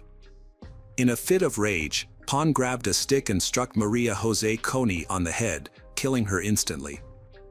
At the same time, he heard a scream coming from the other room. Upon entering the room, he found that Rodriguez had also taken Marina Manazzo's life. Rodriguez immediately fled the scene, leaving Pon to contemplate how to dispose of the bodies. Pon attempted to erase all evidence from the house by wrapping the bodies in plastic bags and duct tape. In the afternoon, he borrowed a cart from an acquaintance and transported the bodies to a wasteland near the ocean shore, approximately 440 yards from his home. It is essential to note that this account is the official version provided by the Ecuadorian authorities. However, this narrative leaves several questions unanswered, including the origin of the marks on her wrists and the presence of a potent drug in the blood of both girls, as revealed by toxicological analysis. Her family questioned the Ecuadorian authorities' account due to numerous inconsistencies in the case. They suspected a possible connection to human trafficking and believed the authorities might be protecting someone. The family's doubts were fueled by several factors. They had run out of money but did not use their credit cards, suggesting that they may have been coerced or deceived. Additionally, it was reported that they were under the influence of drugs, which raised suspicions about their supposed activities.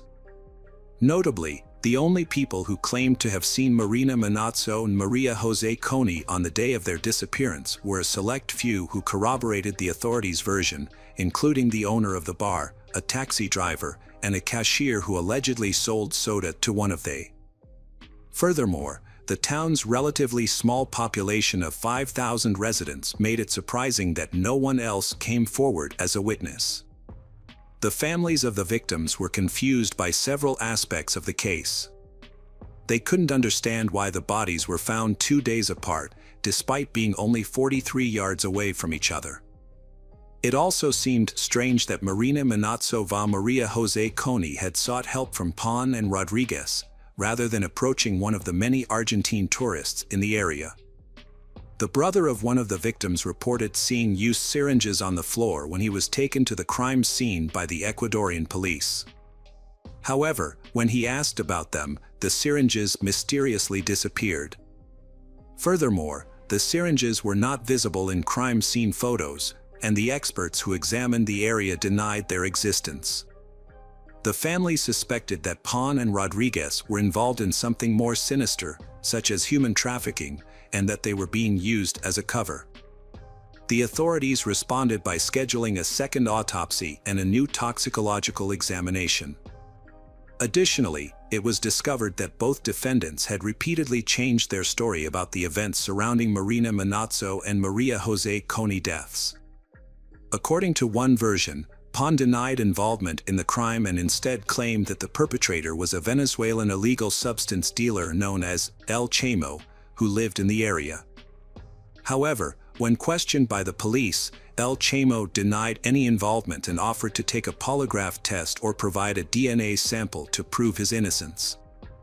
The crime scene yielded several DNA samples, including those from Pon and the deceased girls, as well as some unidentified samples.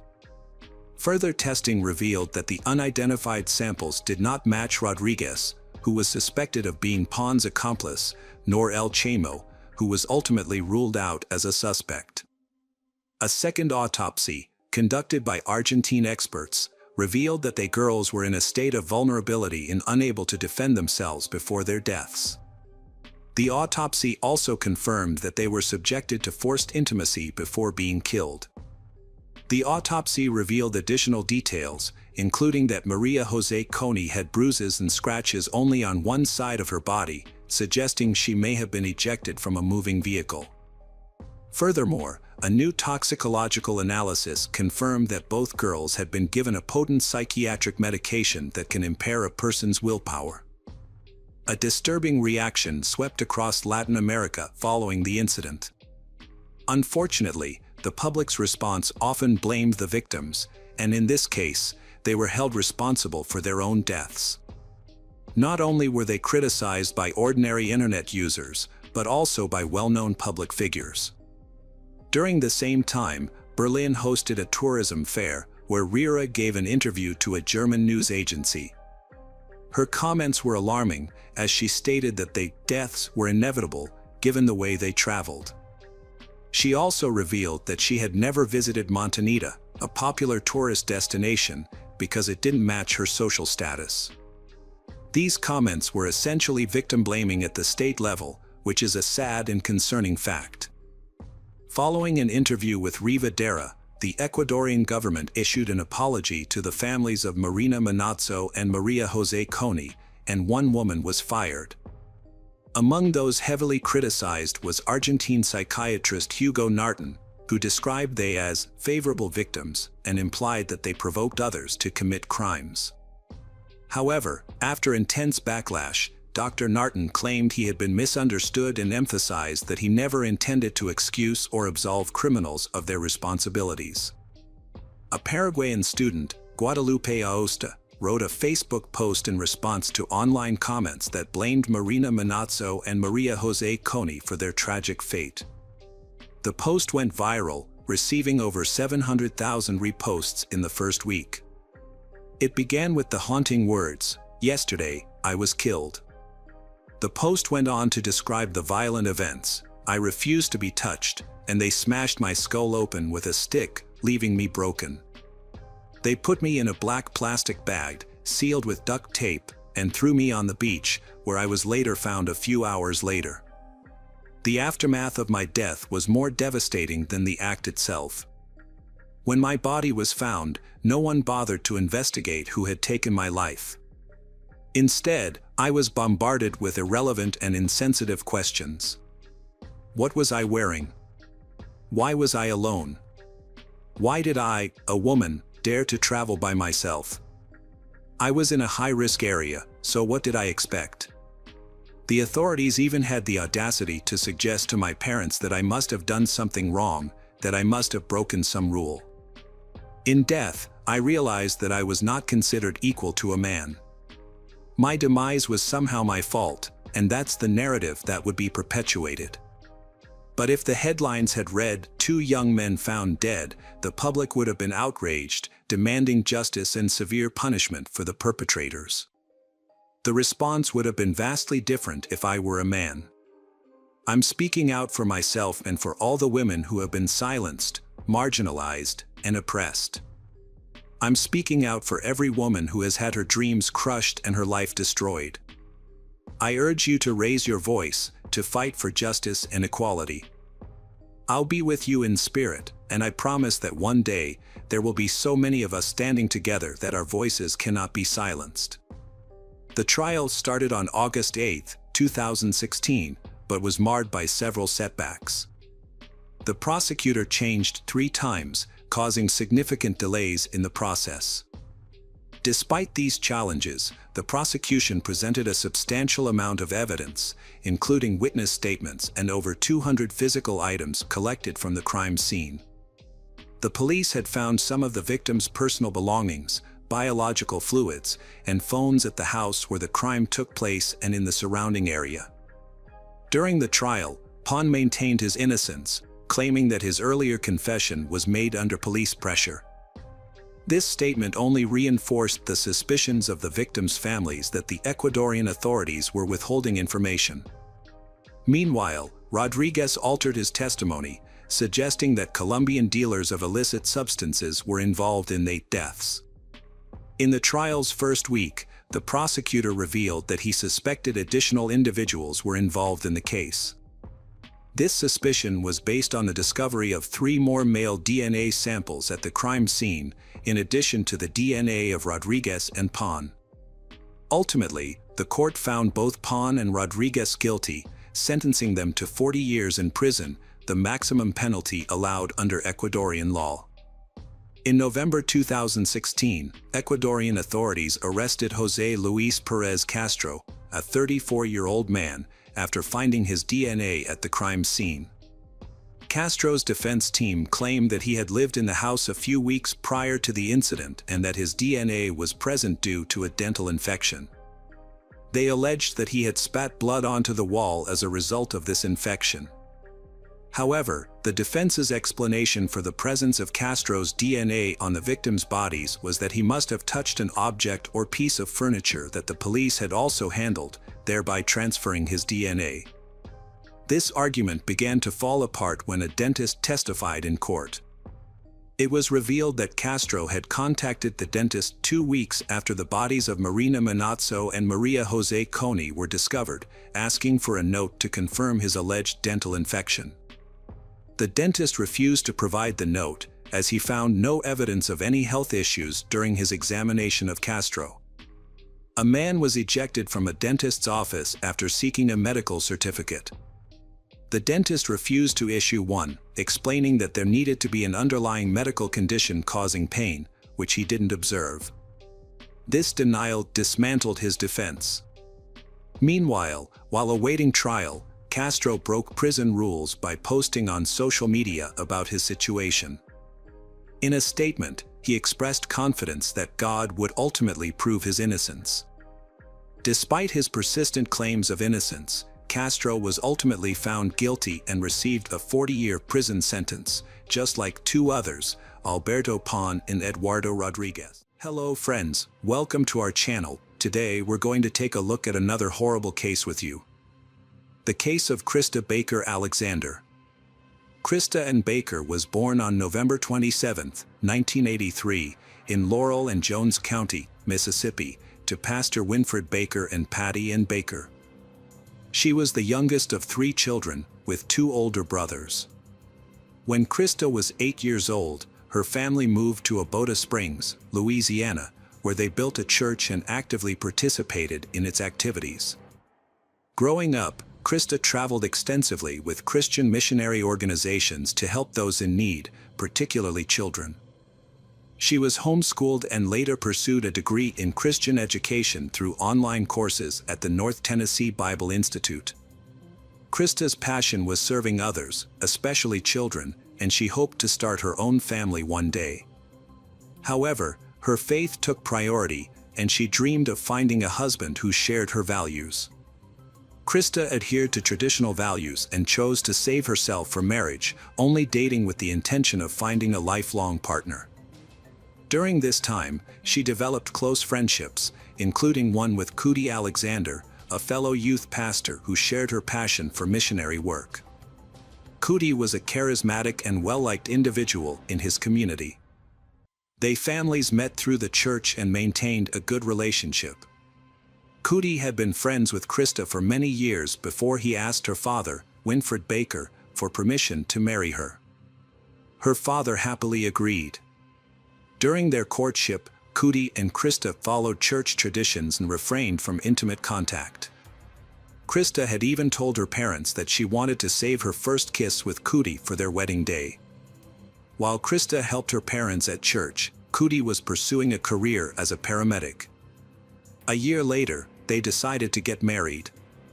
On March 1, 2008, they exchanged vows in front of their families and church members. The wedding was a joyful celebration, and Krista was a beautiful bride. However, their happiness was short-lived. Just 4 months after the wedding, tragedy struck. On June 29, 2008, Cootie returned home from a night shift at around 6 a.m. to find Krista lying face down on the floor. She was dead. Cootie immediately called the police. Krista's body was found near the front door, with no signs of a struggle. A bullet wound was discovered in the back of her head, with burn marks on her skin, indicating that the shot was fired at close range. The gunshot wound suggested that the gun was positioned at the back of Krista's head when the shot was fired. A 9mm shell casing was found on the floor next to her body. Initially, investigators thought the crime might have been a botched robbery. It was possible that someone broke into the house, assuming it was empty, and then killed Krista to avoid leaving a witness. Police had thoroughly searched the house. A jewelry box was found on the bed, the gun cabinet had been forced open, and Krista's purse was on the kitchen table, showing signs of having been rummaged through. Additionally, many drawers and cabinets were left open, suggesting that the perpetrator was looking for something of value. After completing their search of the house, police began interviewing individuals who had access to the property. Krista's husband, Cody Alexander, was the first person they spoke with. However, he was too distraught to answer questions immediately, and investigators had to wait for him to compose himself.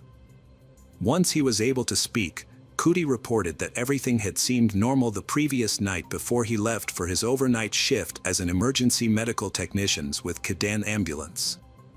He told that he called Krista multiple times throughout the night, but she didn't answer her phone. He also sent her several text messages, which she didn't respond to. Assuming she was just tired and had fallen asleep, he didn't think much of it. However, when he returned home the next morning, he was met with a disturbing scene. The front door was slightly open, and upon entering, he found their belongings scattered everywhere and Krista lying on the floor with a fatal gunshot wound to the head. He immediately checked her pulse and confirmed that she was dead. Panicked, he called 911 right away. The investigators were tasked with determining who could have entered the house while he was at work. It was possible that the perpetrator waited until Krista was alone before striking. They also explored the possibility that Krista may have let the killer into the house herself, as there were no signs of a struggle on her body or in the house. This suggested that she may have known her attacker and didn't feel threatened until it was too late. Cody informed the investigators that a rifle and a shotgun were missing from the gun cabinet.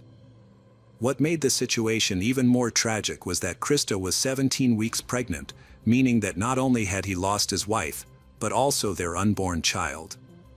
Cody was overcome with grief and struggled to come to terms with the loss, unsure of how to move forward with his life. The case involved 2 victims, not one. The crime scene appeared unusual to investigators. The house was messy, but it didn't seem like the result of a typical burglary. Cabinets and drawers were open, but there was no evidence of rummaging or searching for specific items. It was as if the perpetrator wanted to mislead the police. The jewelry box was also open, but the jewelry was still intact, which raised suspicions. Krista's purse was open, yet all its valuable contents remained. The police noted that 2 firearms were missing from the house, but this was unusual because there were more firearms in the house that were not taken.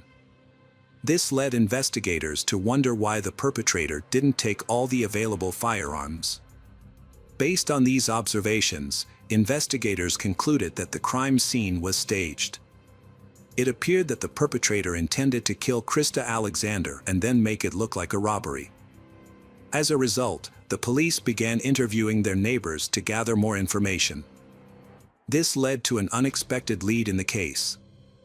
Mavis Rabel, the 69-year-old neighbor and was landlord of the Alexanders, described they as quiet and recently married.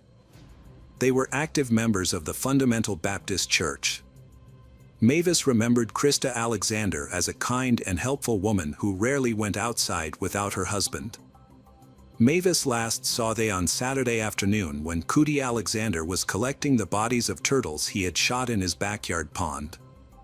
This led investigators to discover that Cody owned the gun. However, when police searched the Alexanders' home, they did not find a gun. Cody claimed that only a rifle and a shotgun had been stolen from the house, but he never mentioned a handgun. Detectives suspected that Cody might be hiding something.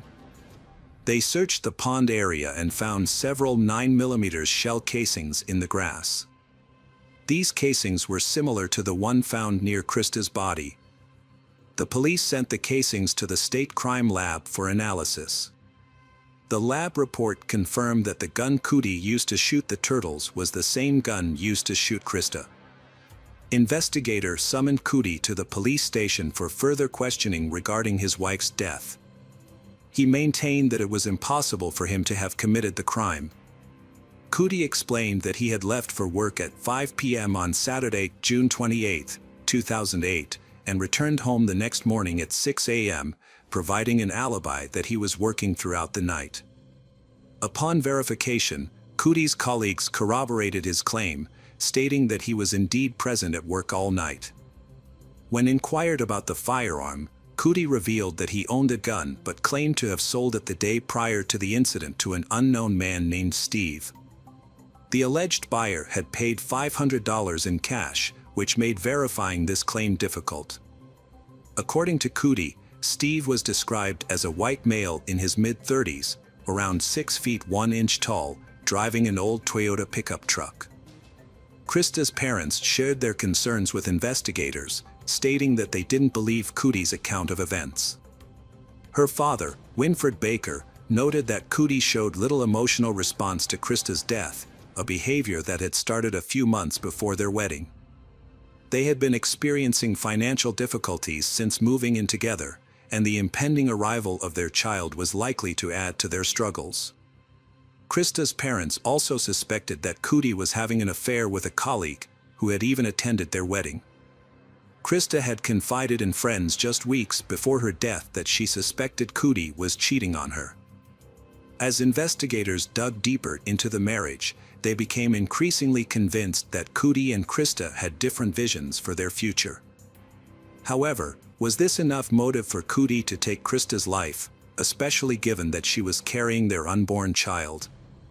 The police had one lead, a man named Steve, who Cootie claimed had bought the gun used to kill Krista. Investigators set out to find Steve, using the description provided by Cootie. Meanwhile, they brought Cootie in for further questioning, asking him to provide a detailed account of his activities before, during, and after work on the day of Krista's death. This time, his story differed from his initial statement. The investigators found several inconsistencies in Cootie's story. He failed to mention a man named Steve, who was allegedly at his house, and to whom he had sold a gun. Additionally, while on duty, Cootie showed no concern for his pregnant wife Krista's well-being when she didn't answer his calls, despite knowing she was home alone. He could have asked a family member to check on her, but didn't. Furthermore, the crime scene appeared to have been staged, which raised suspicions about Cootie's involvement. As the investigators applied pressure, Cootie's story began to unravel. After several hours of interrogation, he changed his story entirely. He claimed that he had been sleeping on the couch before his night shift and that his wife had woken him up late. He stated that he wasn't angry with her for waking him up late and that it wasn't an issue. Cootie then explained that he had been walking around the house with a gun, intending to take it to work because a colleague was interested in buying it. He said he was fooling around, aiming the gun at objects and making click, click noises. He approached Krista from behind, put the gun to the back of her head, and claimed that an accidental shot occurred. He maintained that it was an accident and that he didn't intend to harm her. When he realized Krista was dead, he was scared and didn't know what to do. Cootie Alexander admitted to staging a crime scene to make it look like a robbery. He took several items from his house, including weapons and a DVD player, and drove to work with the front door left open. His plan was for someone to discover the open door and lights on, and then find his wife, Krista, while he was at work. However, this plan failed.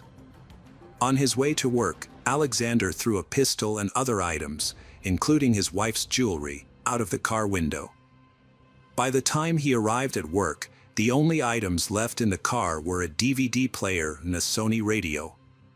He gave the DVD player to a colleague, Allison Sharp, with whom he had been having an affair. Alexander and Sharp kissed and held hands before and after his wedding, spending one night at a Baton Rouge hotel. While his wife Krista was at church camp, he took Sharp to a hotel for a jacuzzi evening with fine china plates, meal and wine, amidst supposed financial difficulties with his low salary of $11 per hour and stalled professional certification efforts. County and his pregnant wife, Krista, were struggling financially and unemployed, and on top of that, their washing machine had broken. But Alexander managed to come up with money for a romantic evening at Callaway Inn with his mistress, Sharp.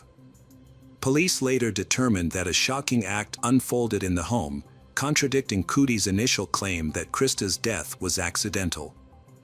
Detectives found it difficult to prove direct involvement, but believed Cootie's explanation was suspicious. Despite the challenges, police were convinced that Krista's death was not an accident, and Cootie's actions raised more questions than answers. After the police arrested Cootie Alexander, Krista's parents were able to find the strength to forgive him.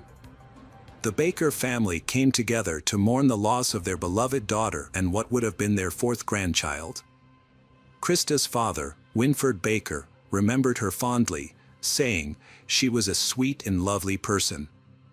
Krista had made a significant impact on those around her, having completed 17 mission trips during her lifetime. Winford Baker recalled a conversation he had with Cootie shortly before his arrest. Although it was brief, Baker described the encounter as emotional, saying, "We hugged and cried together." Despite his desire for justice, Baker stated that he had already forgiven Cootie. "We forgave him even before we knew who was responsible," he said. Baker found comfort in knowing that Krista was now in a better place, saying, "She's with the Lord, in heaven, and at peace." The trial started on August 2, 2009. Prosecutors claimed that Cootie's behavior after Krista's death implied that he had acted on purpose. They wondered why he didn't call 911 right away if the shooting was truly an accident. Instead, Cootie faked a robbery and left Krista's body for 12 hours before going home and calling 911. Prosecutors also questioned Cootie's story that the shooting was accidental, noting that he was an experienced gun owner who had received proper training from his father. Cootie Alexander, 24, was charged with second-degree murder for the death of his wife, Krista. Cootie had admitted to being involved in her death, which he claimed was a result of his poor decision-making. After initially going to trial, Cootie suddenly changed his plea to guilty, ending jury deliberations. This unexpected turn of events came about when Krista's family agreed to a plea deal that had been proposed earlier. Alexander was sentenced to 55 years in prison in August 2009. Hello friends, welcome to our channel. Today we're going to take a look at another horrible case with you. The case of Vanessa Marcotte. On August 7, 2016, 27-year-old Vanessa Marcotte visited her mother, Rosanna, in Princeton, Massachusetts. Vanessa, an active person who enjoyed outdoor activities like walking, yoga, and running, decided to go for a run on that warm and sunny day. She was scheduled to take a bus to New York City later that day, where she worked and lived.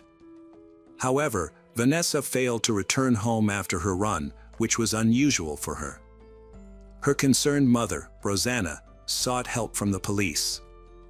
The case drew widespread national media attention due to its rarity in Princeton, which had not seen a similar incident in 30 years. Vanessa Marcotte was born on June 17, 1989, in Leominster, Massachusetts. She was an exceptional student and graduated with highest honors from Boston University in 2011, earning a bachelor's degree in communications. After college, she worked at WordStream, an online marketing software startup in Boston, before becoming an account manager at Google's New York City office. Every couple of months, Vanessa would visit her mother and aunt in Princeton, a small rural town with a population of around 4,000. As an only child, Vanessa's mother, Rosanna, cherished their time together and looked forward to her daughter's visits. On Sunday, August 7, 2016, Vanessa left her mother's house on Brook Station Road around 1 p.m. to go for a run before catching the commuter bus back to New York later that day. The area she planned to run in was familiar to her. However, when several hours passed and Vanessa failed to return, her mother grew concerned and contacted the police. Officers promptly launched a search, focusing on the route Vanessa was expected to have taken. At 8:20 p.m., a police dog tracked a scent to a densely vegetated area about 60 yards from the road and less than a mile from Rosanna Marcotte's home. There, the search team found the body of a woman, who was quickly identified as Vanessa Marcotte. A preliminary examination revealed that her death was a result of a crime. Vanessa's body was found without clothes, and it had burn marks on her legs, hands, and face. The location where the body was discovered was secluded, with no nearby houses, only the road and woods on either side. Vanessa's cell phone and headphones were missing, and despite a thorough search of the surrounding area, police were unable to find them. Investigators believed that the perpetrator had intentionally taken these items to avoid leaving behind DNA evidence. A sneaker with burn marks was found next to the body, and similar burn marks were discovered in other locations. Detectives concluded that the perpetrator had used gasoline in an attempt to destroy DNA evidence. A forensic investigation into Vanessa's death revealed that she was killed by strangulation. Her struggles against her attacker resulted in the presence of an unknown person's DNA under her fingernails. The fact that her clothes were removed suggests a brief but clear motive. The medical examination found evidence of contact with a male. DNA testing did not produce a match in either local or national databases. The violent crime sent shockwaves through the small town of Princeton, with a population of under 4,000 people. The incident was highly unusual for the area, prompting widespread concern. Local authorities urged residents of Princeton and surrounding areas to remain vigilant and report any suspicious activity to the Massachusetts State Hotline or the Princeton Police Department. In a press conference on August 11th, Worcester District Attorney Joseph Early Jr. confirmed that the suspect is likely a male who sustained minor injuries, including cuts, bruises, and scratches, during the struggle with Vanessa. The news of Vanessa Marcotte's death sent shockwaves through her family, the Princeton community, and her co-workers. A Google spokesperson expressed the company's condolences, describing Marcotte as a beloved team member who worked in the New York office for a year and a half. She was known for her bright smile, dedication to volunteer work, and enthusiasm for Boston sports. Google is deeply saddened by her loss and is thinking of her family and friends. Boston University, Vanessa Marcotte's alma mater, also paid tribute to her. The university's executive director of media relations, Colin Riley, said, "We are heartbroken for her family and friends. They are in our thoughts and prayers." Initially, police investigated a possible connection between Vanessa Marcotte's death and the murder of another runner, Karina Vetrano, which occurred a few days earlier in New York City. On August 2, 2016, Vetrano went for a run in Spring Creek Park in Queens, despite her father's concerns about her running alone. She was last seen alive around 5 p.m., just before entering the park.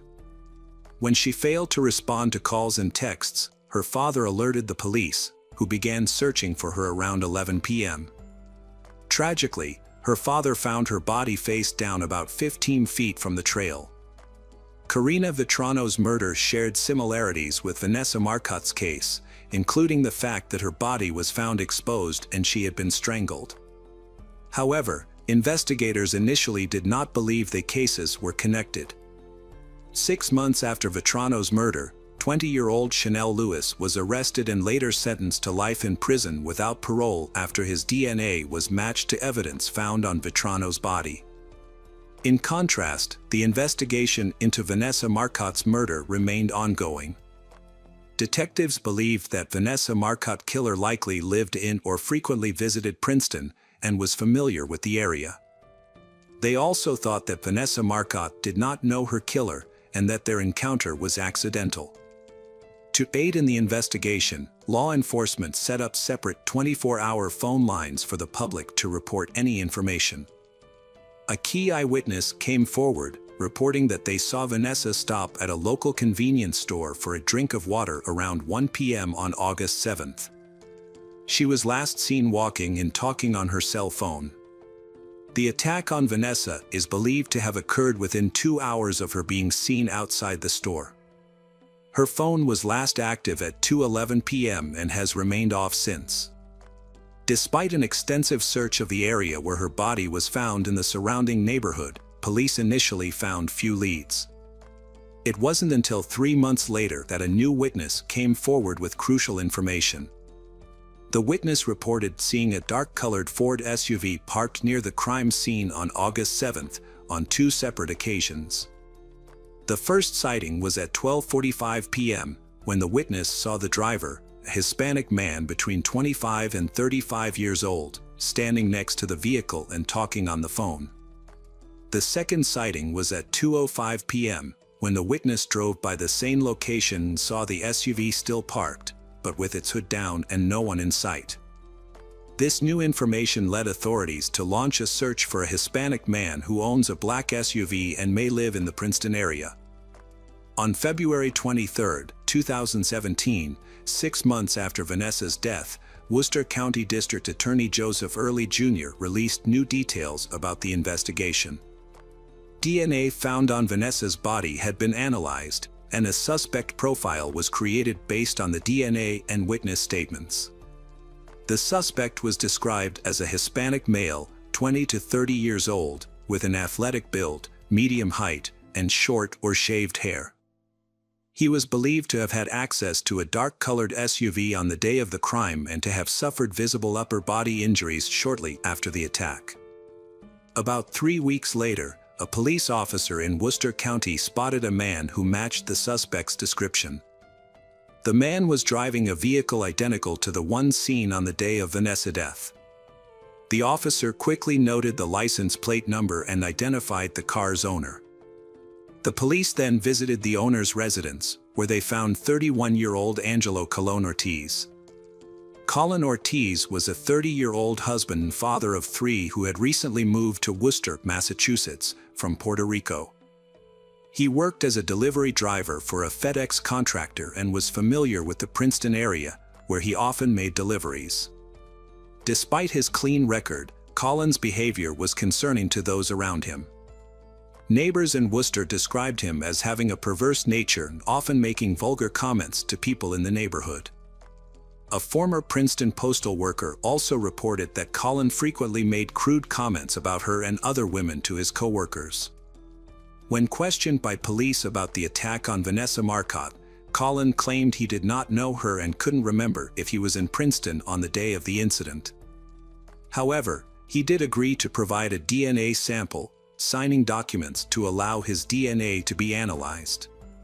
The lab took some time to process the DNA test, which ultimately revealed a match between Colin Ortiz's DNA and the DNA found under Vanessa Marcotte's fingernails on April 15, 2017. As a result, Colin was arrested and charged with the crime just 3 days later. Prosecutors presented evidence that on the day of the murder, Colin purchased $5 worth of gasoline from a store located 6 miles from the crime scene at 2:35 p.m. This suggested that Colin had returned to the scene after Vanessa's death in an attempt to destroy evidence, including his DNA on her body. The district attorney argued that the DNA evidence was collected through proper procedures, which led to the charges against Colin.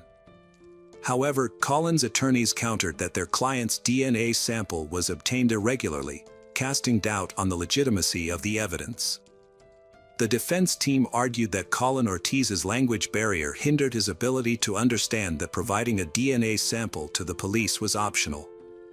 In fact, Ortiz stated that he was unaware that he could refuse to provide one.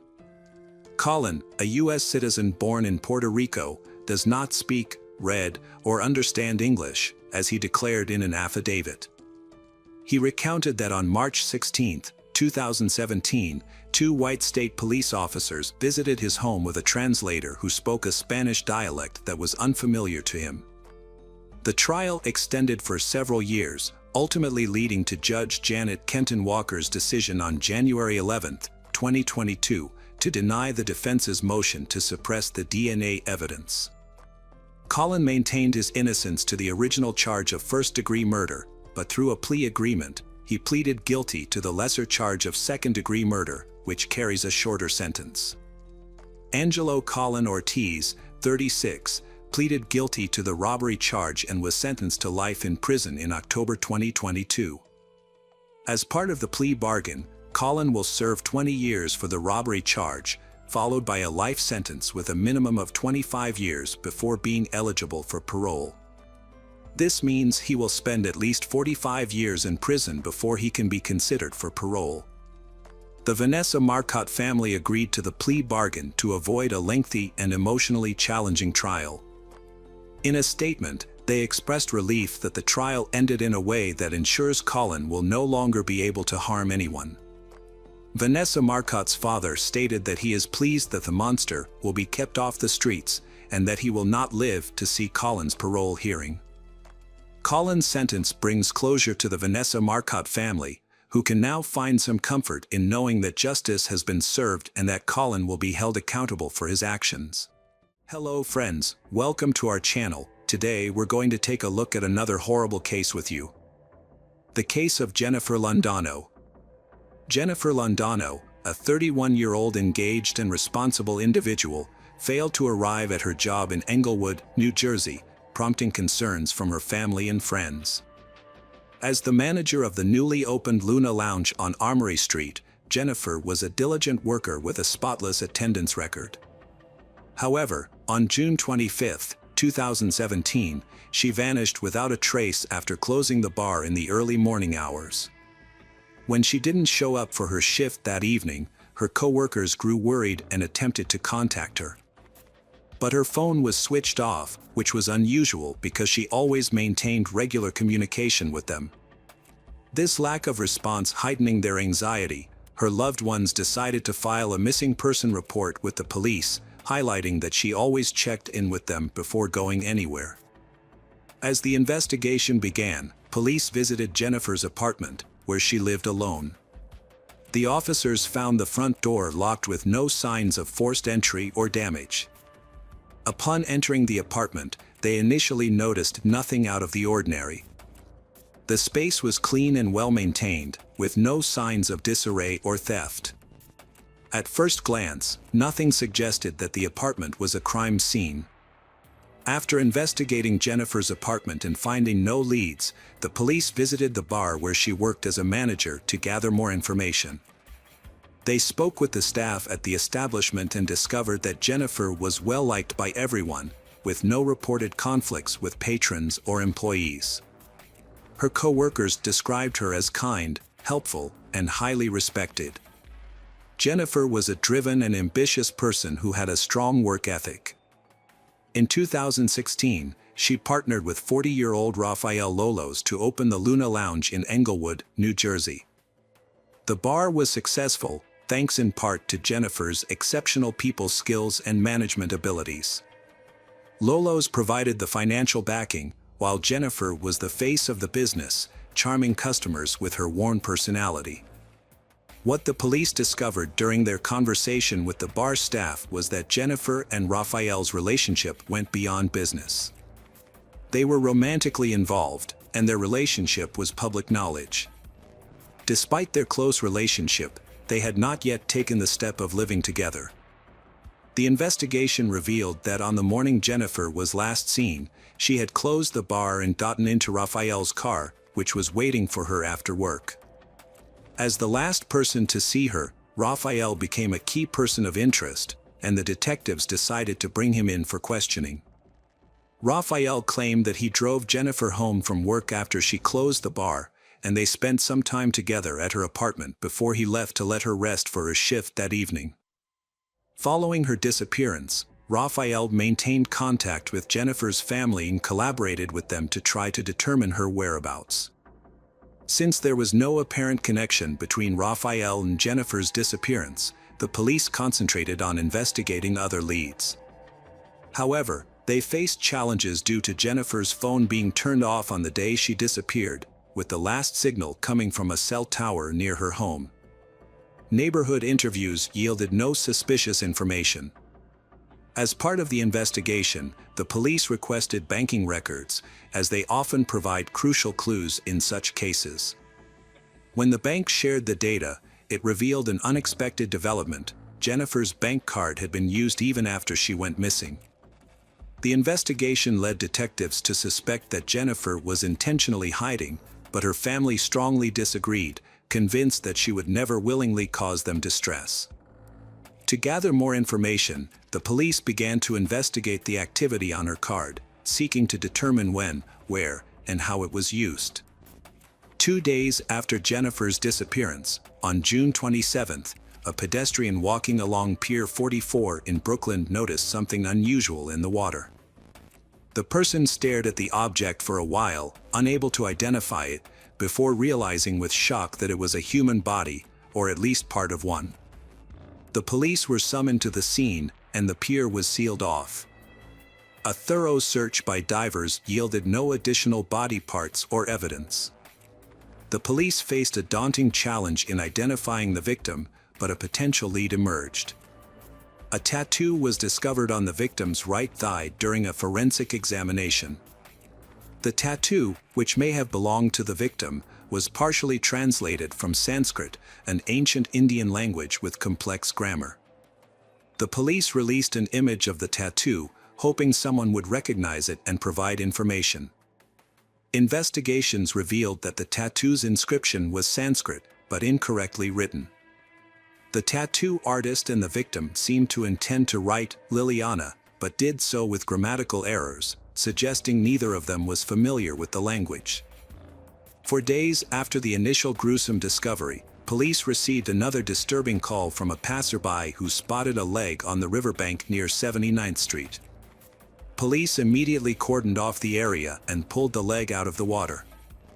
The leg, which was intact from the knee down, seemed to match the remains found earlier, leading investigators to believe they belonged to the same person.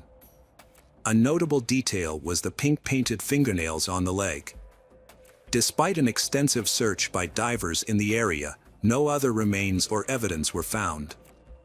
However, forensic analysis soon confirmed that the fragments found were indeed from the same body. Around this time, the police had already identified the victim.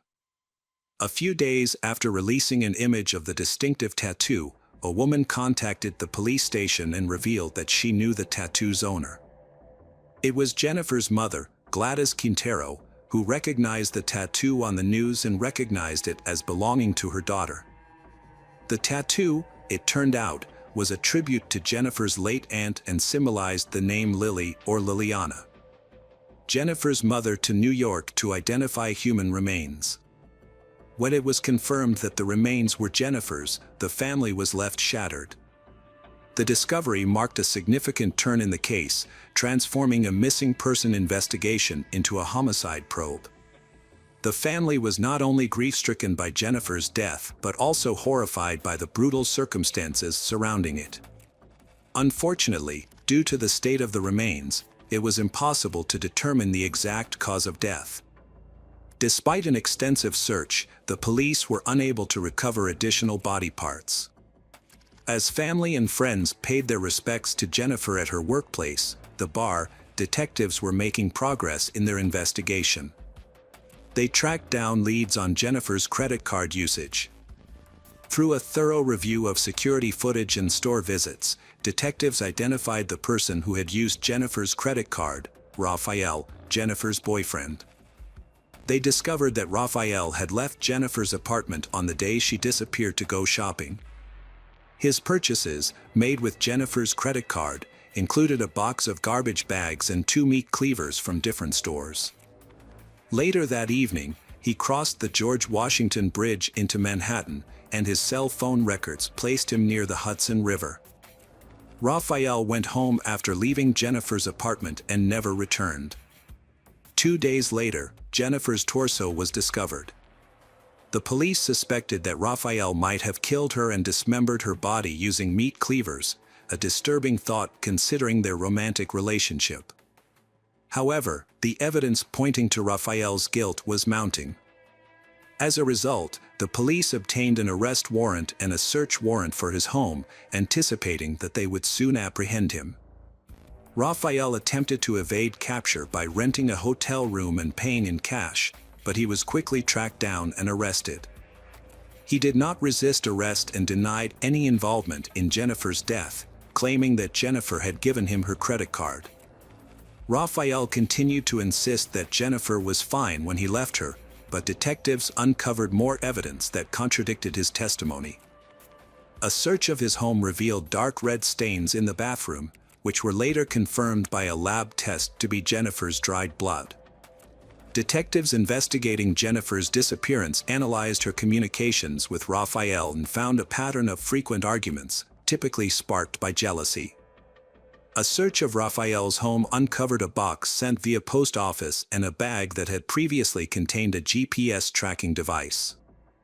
It became clear that Raphael had secretly installed the device on Jennifer's car, allowing him to monitor her movements.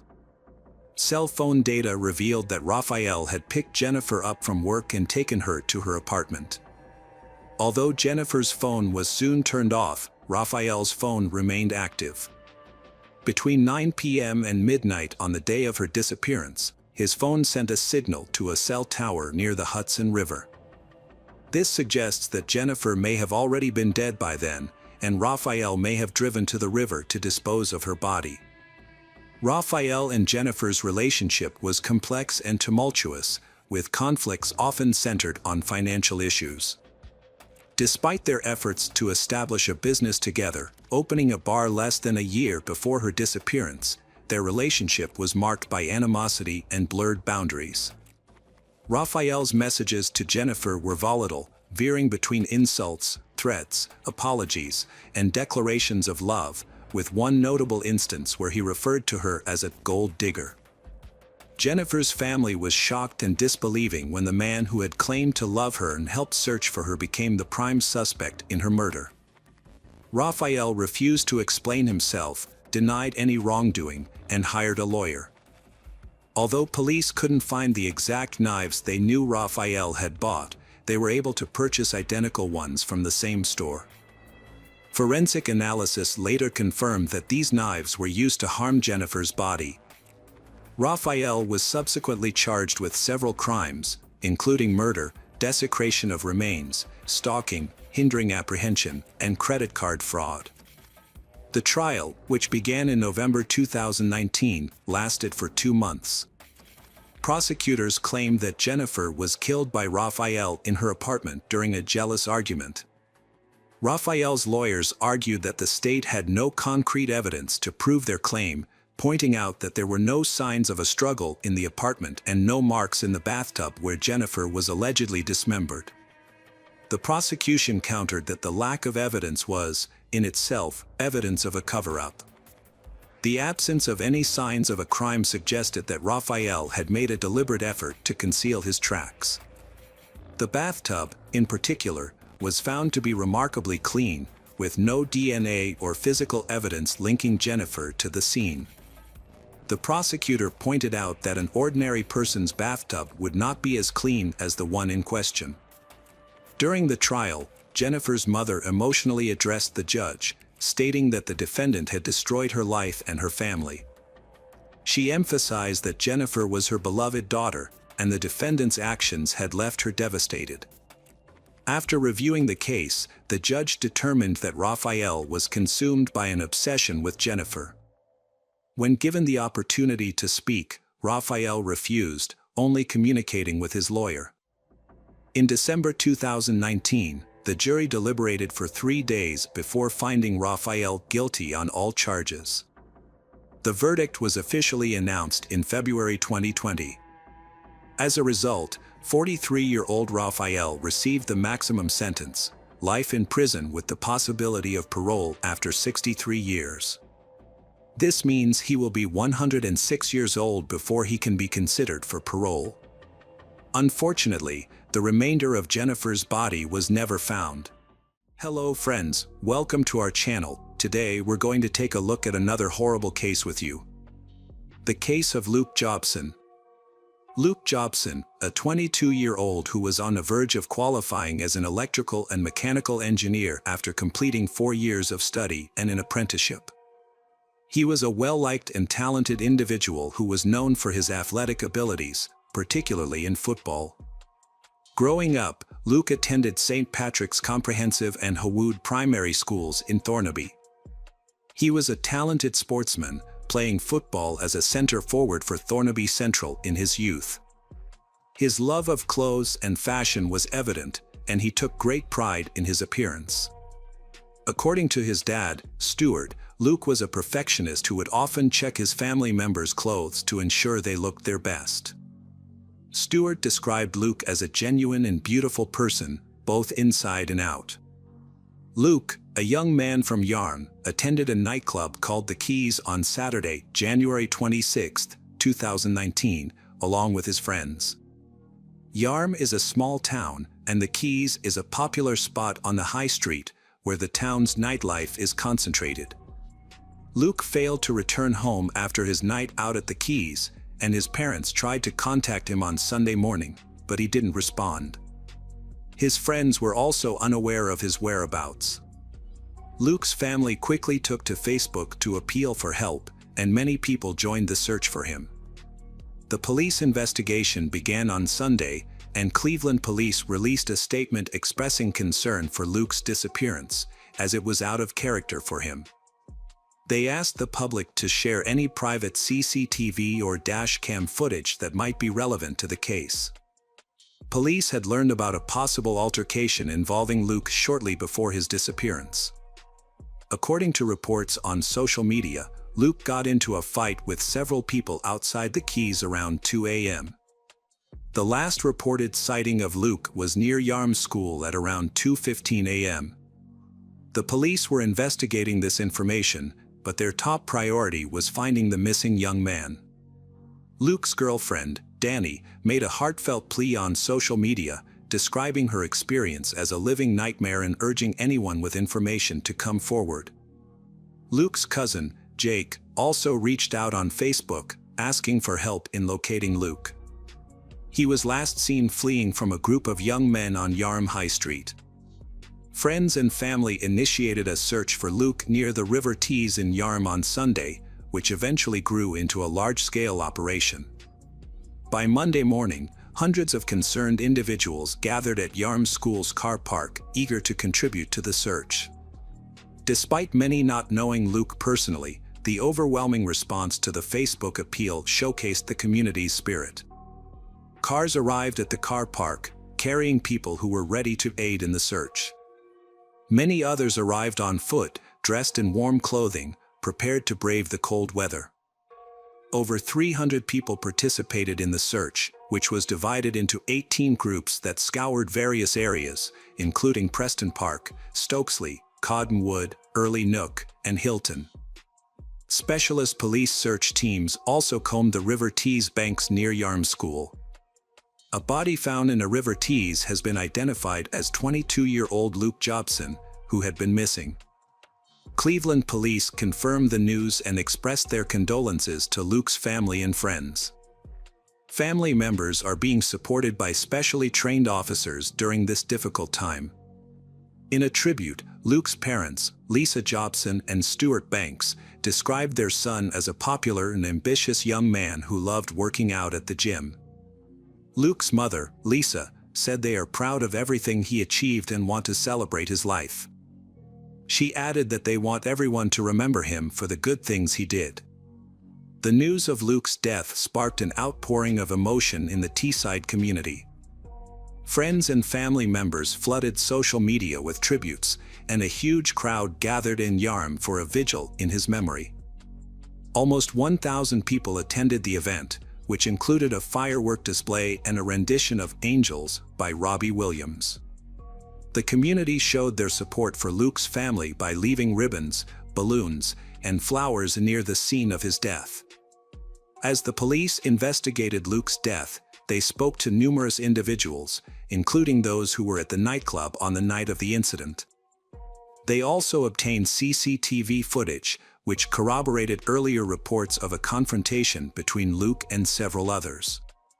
The footage shows Luke wearing a gray t-shirt, jeans, and white sneakers. It appears that Luke made a comment to someone, which caused several aggressive-looking individuals to approach him. The situation quickly escalated, and Luke can be seen running away from the group as they chase after him. News of a confrontation being linked to Luke's death emerged soon after he disappeared, as speculation about what had happened spread on social media. Initially, the police only confirmed reports of an altercation prior to his disappearance. They arrested 6 teenagers, aged from 16 to 18, on suspicion of involvement in Luke's death, but later released all of them. The investigation continued, and a new development in the case occurred the following January. Cleveland police announced that 5 people, aged 17 to 20, had been charged with a fray, which involves using or threatening unlawful violence, but not with Luke's death. They were set to appear in court.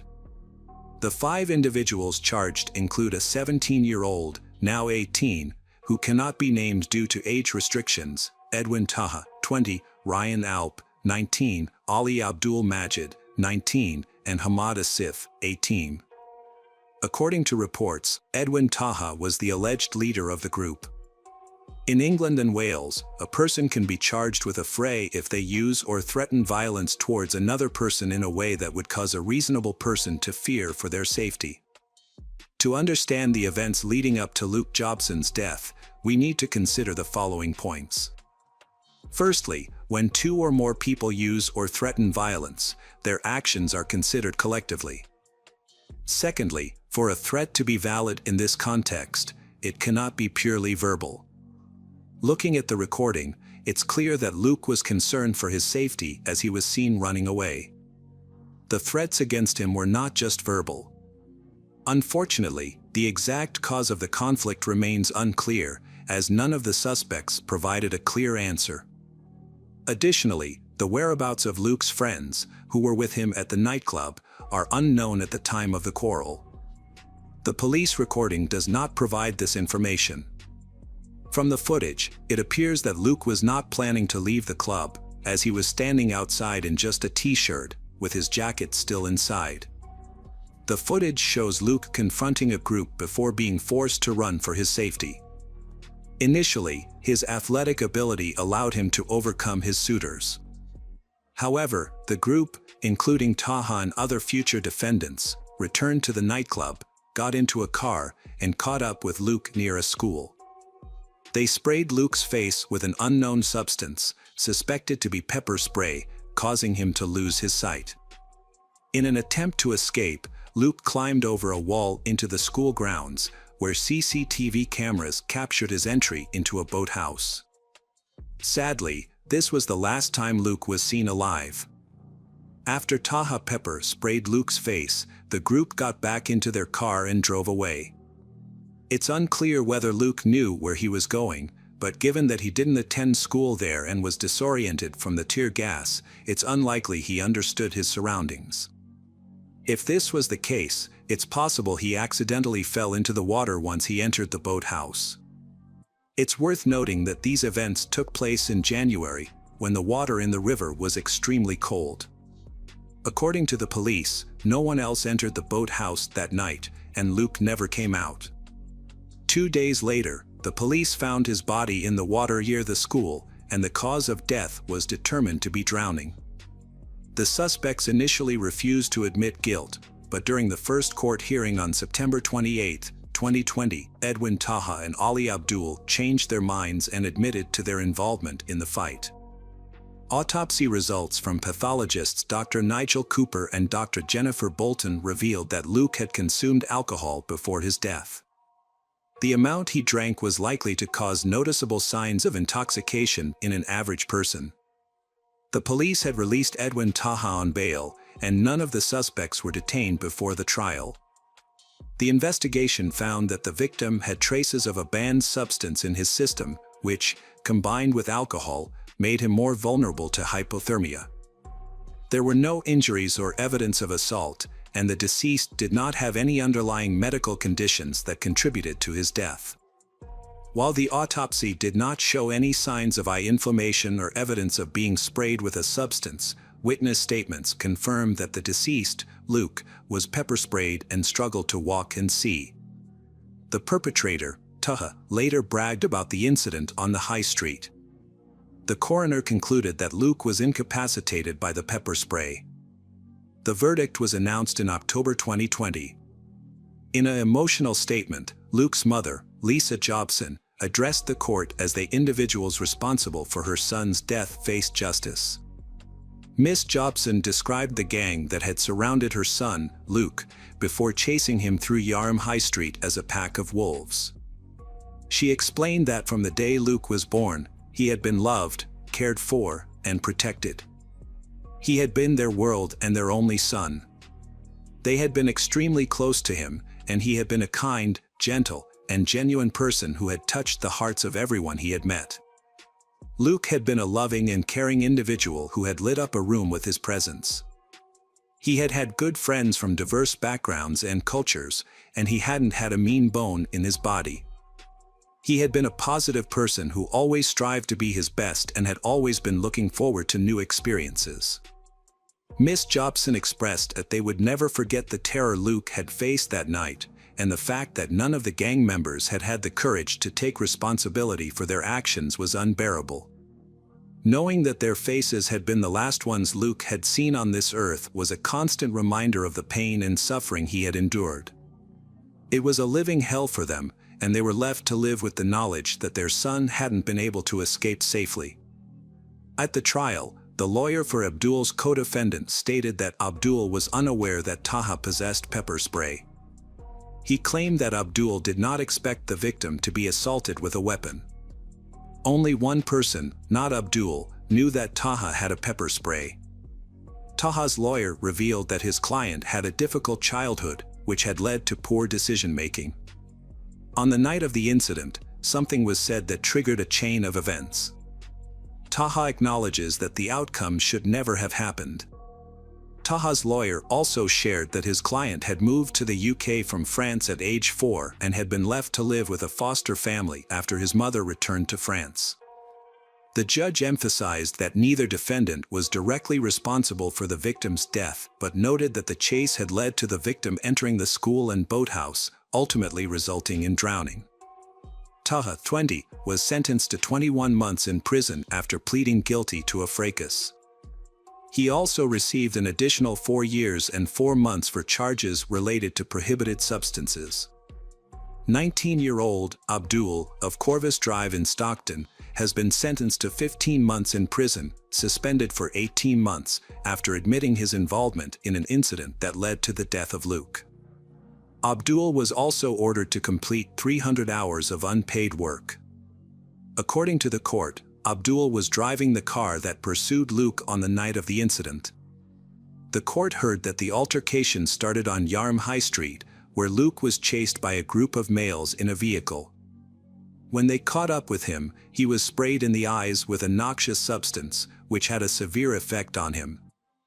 Detective Chief Inspector Sarah Robinson stated that the altercation had a devastating impact on Luke's family, who have been left without their son and brother. She added that the incident has caused immense pain and hardship for the family, and that nothing can bring Luke back. However, now that the case has concluded, the family may find some closure and be able to move forward with their lives.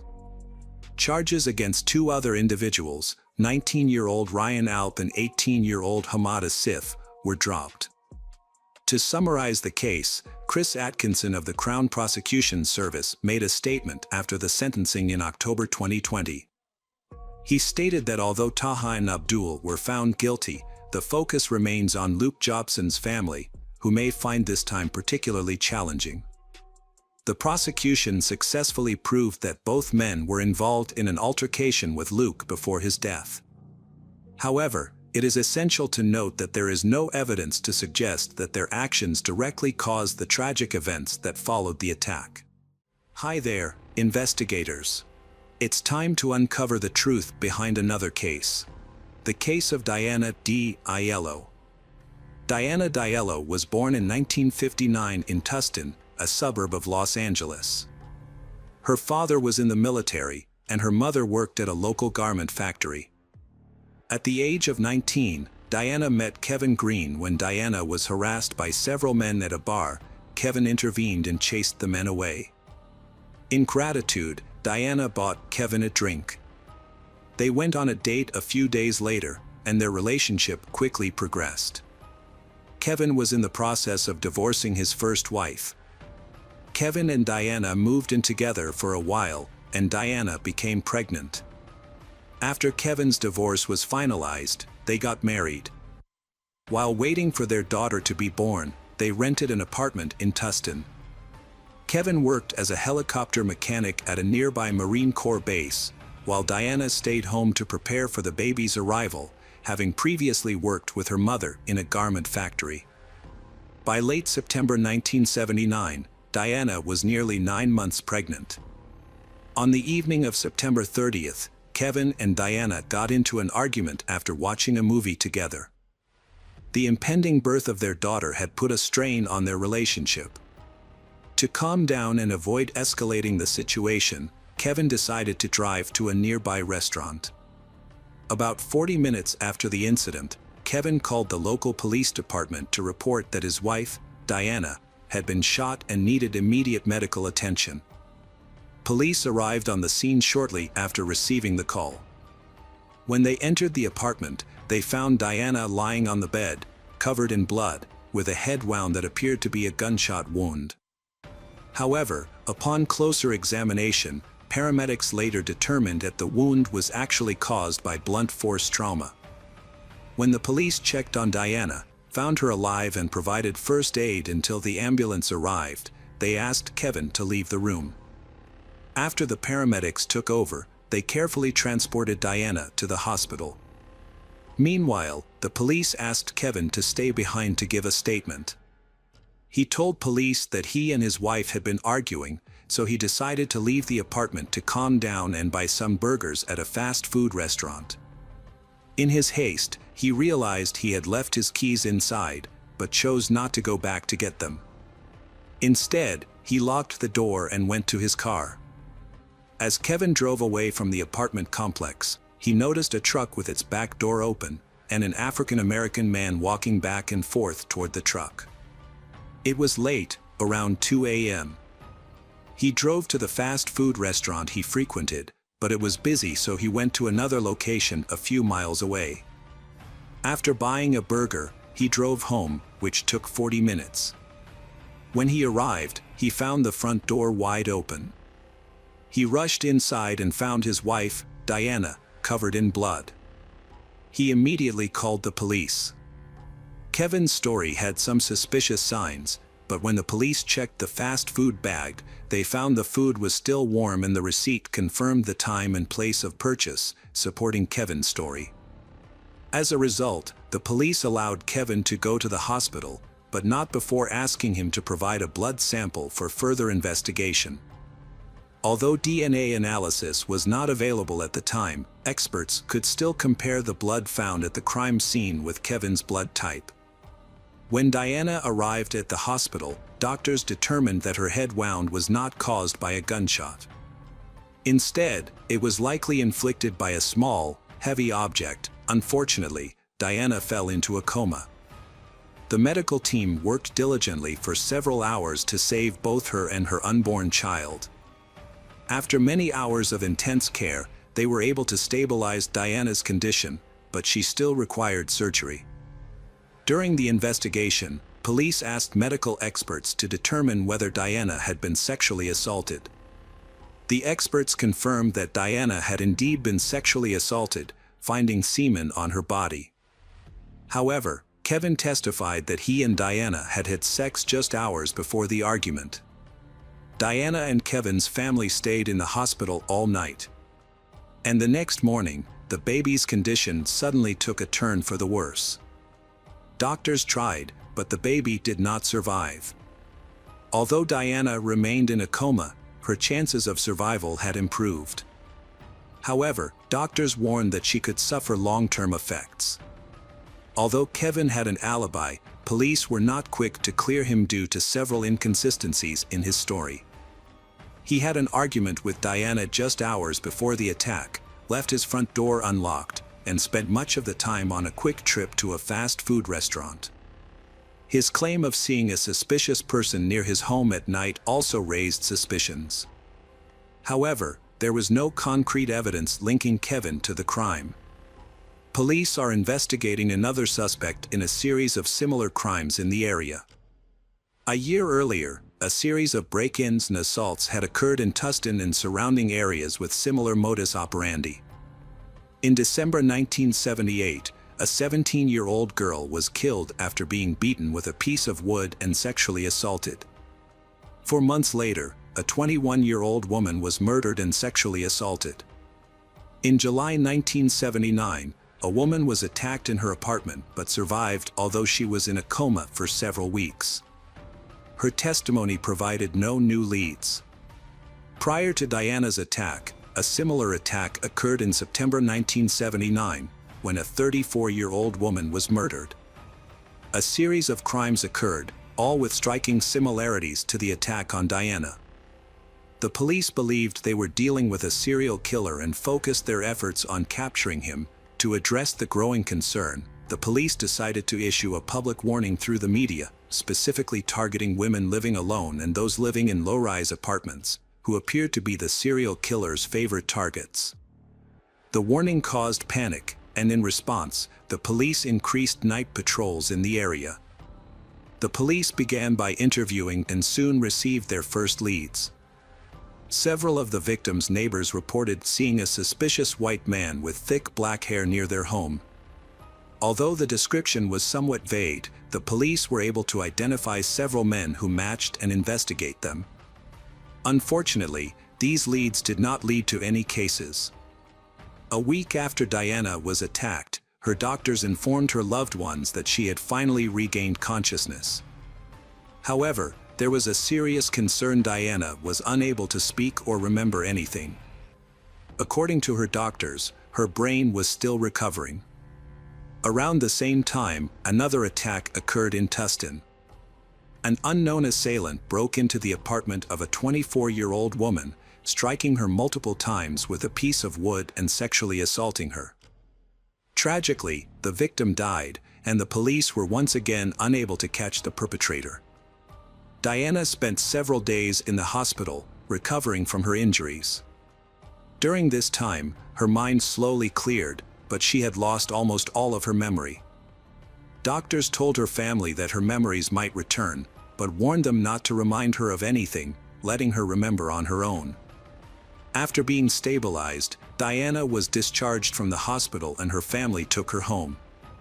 Her husband Kevin had to work at the military base, so Diana was sent to live with Diana's parents. 2 weeks later, another attack occurred in the city, similar to the one on Diana. This time, the attacker killed a 17-year-old girl.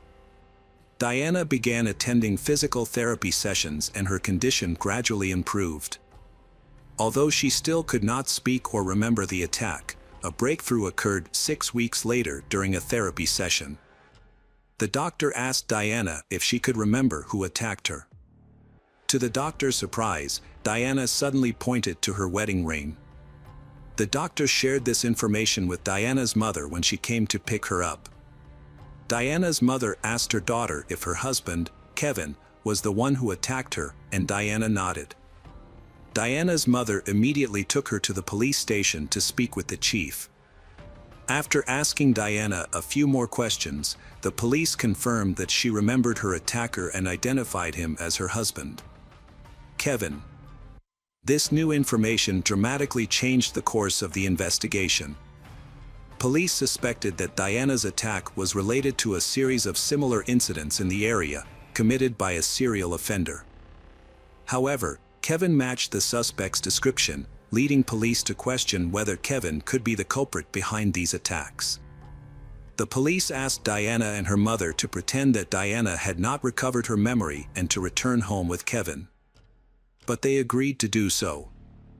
Meanwhile, the police kept a close watch on Kevin, monitoring his every move in the hope of finding evidence of a crime linked to the serial murders.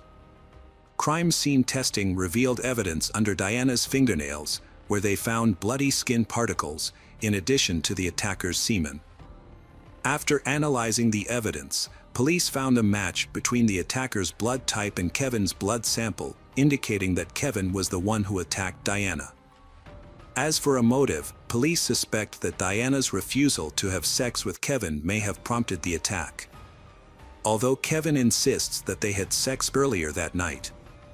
The police spoke to Diana, and she remembered the attack clearly, confirming that Kevin was her killer. During the conversation, her mother expressed that they could no longer live with Kevin, and the police decided to arrest him. To protect Diana's family, Kevin was arrested at a store instead of at their home. Despite his arrest, Kevin maintained his innocence. Preparations for the trial lasted 10 months, during which time Diana's health gradually improved. She regained her ability to speak. Diana was cleared of the charges, and her husband was found guilty of assaulting her.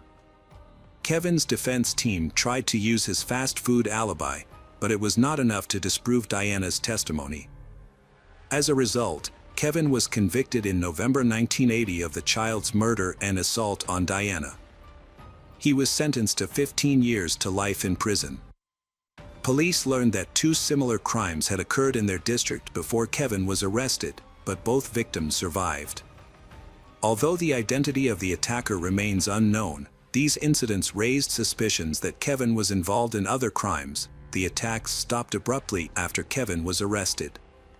After Kevin's sentencing, Diana promptly filed for divorce, which Kevin did not contest. Diana then focused on her recovery. When Kevin became eligible for parole, the committee denied his request, a decision that was repeated 3 more times. The serial killer case remained unsolved until 1996, when police reopened the investigation. Semen samples from the victims, which had been stored in a laboratory, were retested. Police wanted to determine who the culprit was, and DNA analysis yielded a surprising result. Gerald Parker, a man arrested the same year as Kevin, was found to have a DNA match to the serial murders. After the DNA match confirmed Parker's involvement in the serial murders, investigators re-examined the attack on Diana. Parker and Kevin worked together on a military base, and Parker owned a dark-colored van, similar to the one described in the attacks. During his initial police interview, Kevin reported seeing an African-American man near a dark-colored truck in front of their home on the day of the attack. This information led police to consider the possibility that Parker was involved in the attack on Diana. While Kevin was in jail, the local prosecutor updated him on the progress of the bedroom Bachelor serial murder investigation. The prosecutor asked Kevin to provide a DNA sample, which he quickly agreed to. While the DNA analysis was underway, police visited Parker in prison to discuss the case. Although they had not yet formally charged him with the attacks, they hoped to gather more information. Parker initially denied any involvement in the crimes, so detectives focused their questioning on the attack on Diana. During questioning, Parker revealed that on the night of the incident, he drove his truck to Kevin's house, intending to circle the neighborhood, looking through the ground floor windows for a victim. However, this time, he heard screaming coming from Kevin and Diana's apartment, and when Kevin left the house, Parker noticed that the door was unlocked, so he waited a few minutes before entering the apartment and attacking Diana. Parker revealed that he did not know Kevin's wife because they worked in different areas of the military base.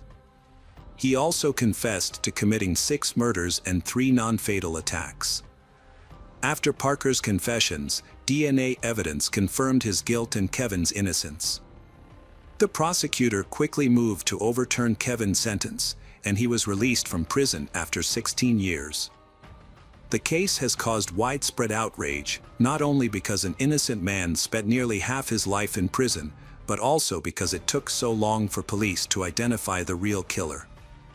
When Kevin was released, the state of California paid him $10,000 in compensation, a relatively small amount. Years later, he received an additional $100 for each day he spent in prison, totaling $620,000.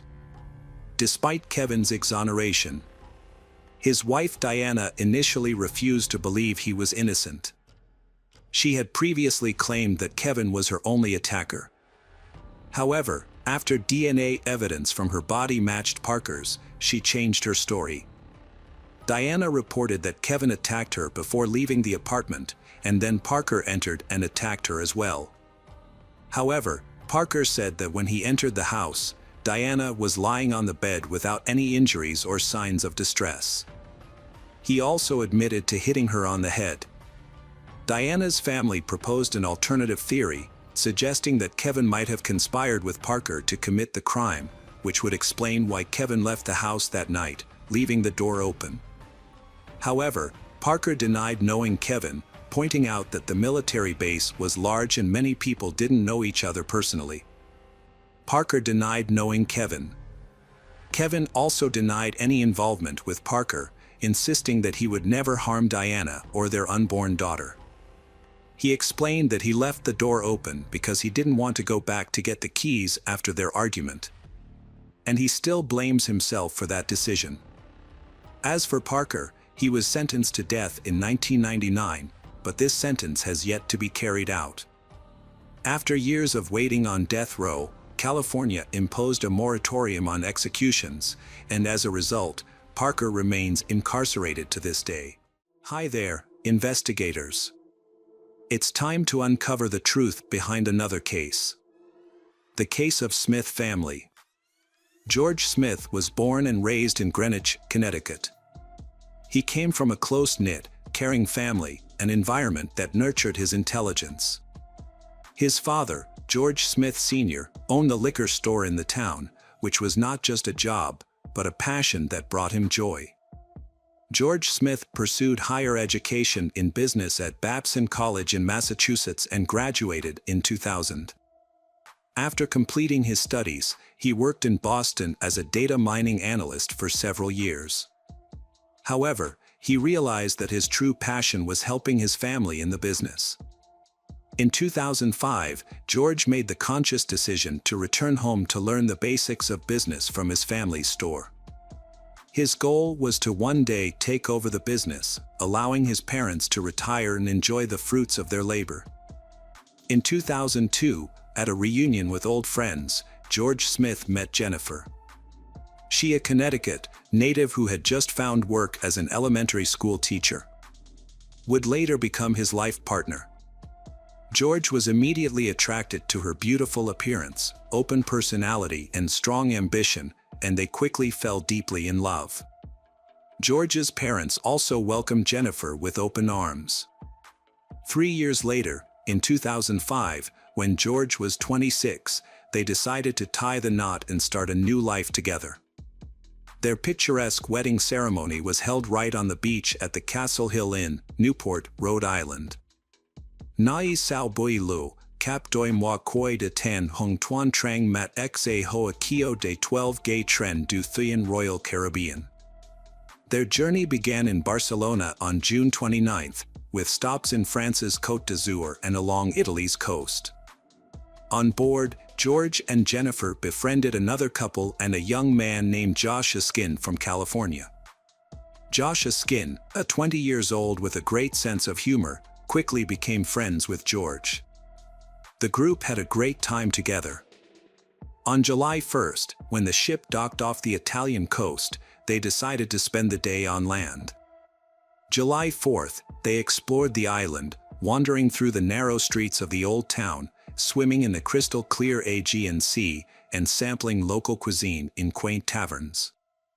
They were carefree and happy, enjoying each other's company and the island's beauty. The group left Mykonos with unforgettable memories and planned to continue the fun on the ship's deck that evening. After a romantic dinner, George and Jennifer rejoined their friends on the ship. The group decided to get together and enjoy a good time together, laugh and create memories of their vacation. The evening was filled with laughter and excitement. After enjoying appetizers and drinks, the newlyweds, accompanied by Josh Askin, headed to the ship Ciaskino to continue the fun. George and Josh Askin spent their evening enjoying a game of craps, while Jennifer had fun playing poker at a nearby table. As the night came to a close, the newlyweds had lost a substantial amount of money, but they joked about it lightheartedly, unbothered by their losses. After the Ciaskino closed, they decided to keep the party going. Later, around 2:30 a.m. on June 5, 2005, security cameras on the Greek island of Mykonos caught footage of George leaving the Ciaskino, but it remains unclear whether he returned to his cabin afterwards. George Smith, a 26-year-old newlywed, is on his honeymoon with his wife Jennifer. They is having a fantastic time together, soaking up the lively atmosphere and entertainment on board. However, their enjoyable evening suddenly takes a mysterious turn. Upon investigating the incident, the ship's captain searched George's cabin, finding unusual footprints under the window, as well as evidence of a disturbance on deck. George was missing, and footprints at the scene suggested there may have been a struggle, raising doubts about George's safety. The sudden disappearance of the newlywed couple spread quickly, causing passengers on the ship to become worried and scared. The crew cordoned off Deck 7 and restricted access to cabins while they searched for George and Jennifer. After finding blood, it was presumed that they had vanished under mysterious circumstances. The senior officer took charge of the investigation and went to their stateroom to gather more information. Based on the evidence, it was suspected that George might have fallen overboard. Meanwhile, the search for they continued on the other side of the ship. By 10 a.m., Jennifer was found in a ship spa, where she was receiving a pre-booked massage. She looked surprised and worried, claiming she had no idea where her husband was and hadn't seen him since the previous night. According to Jennifer, she woke up and found George not there, but she thought he was with friends or in another cabin. She then went to her spa appointment without giving his absence the second thought. At noon, Turkish authorities boarded the ship to investigate the disappearance of George. The captain reassured passengers that the investigation was necessary to understand what happened and hoped it would end quickly. The police began by questioning George's wife, Jennifer, who was visibly agitated and seemed to have limited information about her husband's disappearance. Jennifer told the police that she had last seen George the previous night and that Royal Caribbean staff had informed her that he may have fallen overboard. The discovery of blood on the boat's awning suggests that something terrible has happened to George. As a result, Jennifer became the main suspect due to her agitated state and apparent lack of knowledge about her husband's disappearance. The investigators then examined cabin 962, which was found to be in disarray, suggesting a possible struggle. In the bathroom, they discovered small drops of blood on the carpet and towel, as well as fingerprints on the balcony railing. Furthermore, two small blood stains, each approximately 2 centimeters long, were found on the bedding. The blood samples were later identified as belonging to George. George's disappearance from the cabin remains a mystery, and all evidence points to the fact that he experienced trauma before he disappeared. A chair on the balcony, positioned to allow someone to sit next to the railing, caught the investigators' attention. Marks on the railing suggested someone had indeed sat there, sparking suspicion that George might have fallen. However, the high railing and bloodstains on the boat's awning and inside the cabin hinted at a more sinister scenario: murder. Investigators have been trying to determine who George was with that night, and what may have led to his disappearance. The inquiry was in its early stages, but it was already clear that the case was complex and fraught with mysteries. The Turkish authorities boarded the ship to investigate George Smith's disappearance. They began by questioning the group of friends with whom the newlyweds had spent the previous night. As the investigation remained shrouded in mystery, every detail was crucial. They reported that George and Jennifer had consumed excessive alcohol, leading to George's intoxication. They claimed to have helped him back to the cabin, put him to bed, and removed his shoes before leaving him alone. However, they were unable to account for Jennifer's whereabouts and assumed she had returned to the cabin later. Notably, Josh Askin's testimony contained inconsistencies. He alleged that Jennifer had left the group to go with a casino employee named Lloyd, contradicting the assumption that she had returned to the cabin. Josh Askin and Jennifer have deep feelings for each other, and they have both openly expressed their feelings for George. However, when reviewing the security footage, the story is different. At 3:30 a.m., the footage showed Jennifer leaving with new friends, while George stayed behind. Furthermore, data from Lloyd's keycard indicated that he returned to his cabin at 3:25 a.m., a fact confirmed by his girlfriend. This new information raised more questions and led investigators to suspect that Josh Askin may have been hiding some crucial details. As the investigation continues, each new revelation added more mystery to the story. On a different part of the ship, a young man named Greg Rosenberg was enjoying a family cruise with friends, including his cousin Zach Rosenberg and close friend Rostislav Kaufman. The three men, who all held American passports despite their Russian heritage, lived in New York City. Greg Rosenberg and Jennifer had started their evening at the casino, trying their luck at poker together. After the casino closed at 2:30 a.m., they joined their friends and decided to continue the party. The group headed to the ship's disco, where they danced and drank together, enjoying each other's company. Lloyd Bota, the casino manager, was also seen having a good time with the young men. The witnesses' accounts of the nighttime activities start to conflict with one another as the group members disperse to their cabins. It was already late, and they were visibly intoxicated. According to the ship's rules, passengers who were loud and behaved inappropriately would have their drink delivery blocked. When the staff refused to serve the drunk visitors, they remembered they had a bottle of absinthe they had bought on the island of Mykonos. However, the crew had forbidden passengers from consuming their own alcohol on board. Josh Askin returned to his cabin to retrieve a special bottle of wormwood wine that he said he had purchased earlier. It was later discovered that this absinthe was exceptionally strong, with an alcohol concentration of over 70%, making it one of the strongest drinks available. George decided to help his friend by hiding the bottle of absinthe in his shorts. However, an observant janitor noticed something unusual. A group of young men, including Greg, Zach, Rostislav, Josh Askin, and George, were drinking from the bottle. This incident was added to the investigation. That evening, not only the men were intoxicated. Jennifer, at first very alert and calm, then showed signs of intoxication. She began to stagger and at one point, leaned on Lloyd, the casino manager. Some thought she was trying to regain her balance, while others interpreted it as flirting. What happened next between Jennifer and George remains unclear. According to eyewitness accounts, they got into an argument, but it's unknown if they were joking or serious. At some point, Jennifer hit George, and it's unclear if it was playful or out of anger.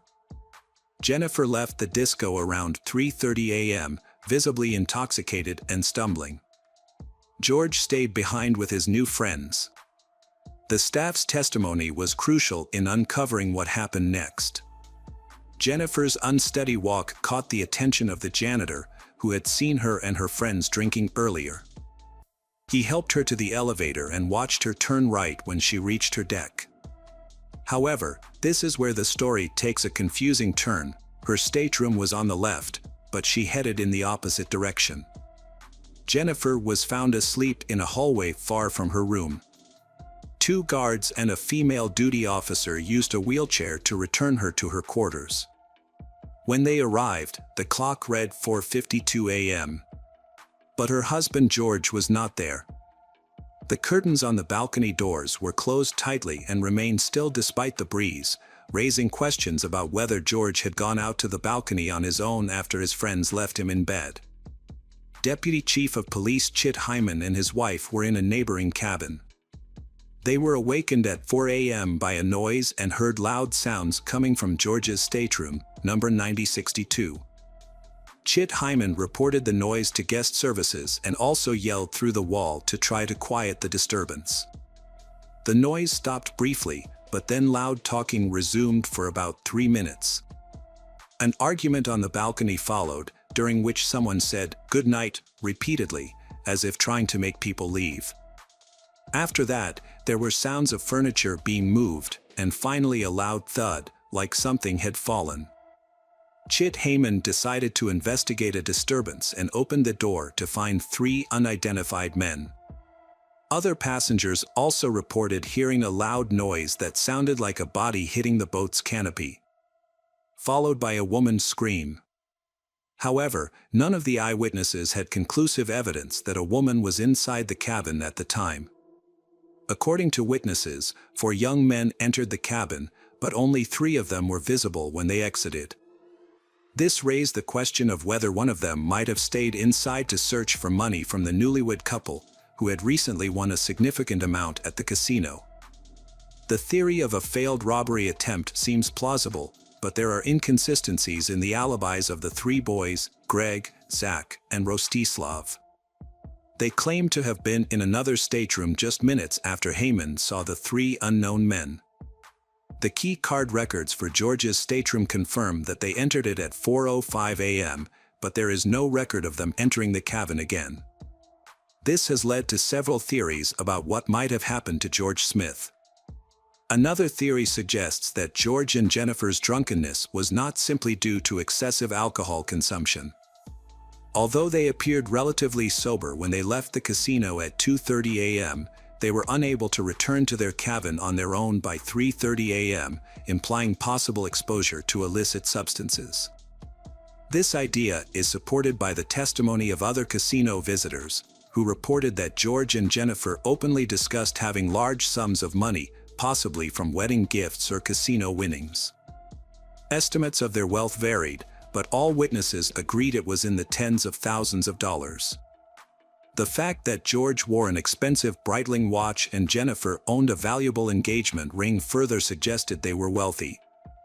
It's possible that their quarters were targeted by thieves searching for the money they had been boasting about. 2 possible explanations have been proposed for the disappearance of George. The first theory suggests that the kidnapper may have injured George while trying to remove his valuable watch, resulting in bloodstains on the sheet. The second theory focuses on the effects of alcohol and hallucinogens. After discovering that the passengers had been drinking and finding footprints on the balcony, the captain suspected that an accidental fall overboard might have occurred during a scuffle. Particular attention has been paid to hallucinations caused by drinking wormwood wine, a beverage containing the active ingredient thujone. However, toxicology experts note that the concentration of thujone plays a crucial role in determining its effects. Importantly, absinthe sold in European countries today is strictly regulated, and the thujone concentration is limited to such a low level that it is incapable of causing hallucinations. The fact that the George actually purchased the wormwood wine in Europe makes it unlikely that it caused the hallucinations, as experts claim that the amount of alcohol required to produce such hallucinations would have to be extremely large.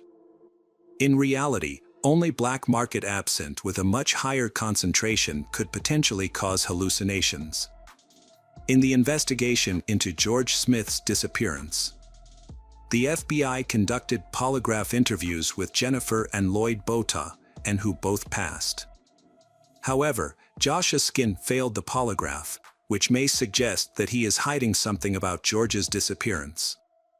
The investigation into George's mysterious death uncovered a significant piece of evidence, a videotape featuring 3 individuals, including Russians, making jokes about an incident. The FBI agents reviewed this tape, and a particular comment made by one of the men, "We gave him a lesson in paragliding without a parachute," suggests a potential connection to George's case. During the investigation in 2009, FBI agents interviewed Greg, Zach, Rostislav, and Joshua Skin as witnesses. However, Zach Rosenberg and Joshua Skin declined to provide a direct answer. Their answers remained vague, implying that they did not want to share full details of what happened. Another crucial witness was Greg Rosenberg, who was with the group of men entertaining on the night of the incident. He claimed they ordered food to their cabin that evening, providing a possible alibi for the Russian men. Nevertheless, inconsistencies were found in this statement. However, this information is incorrect.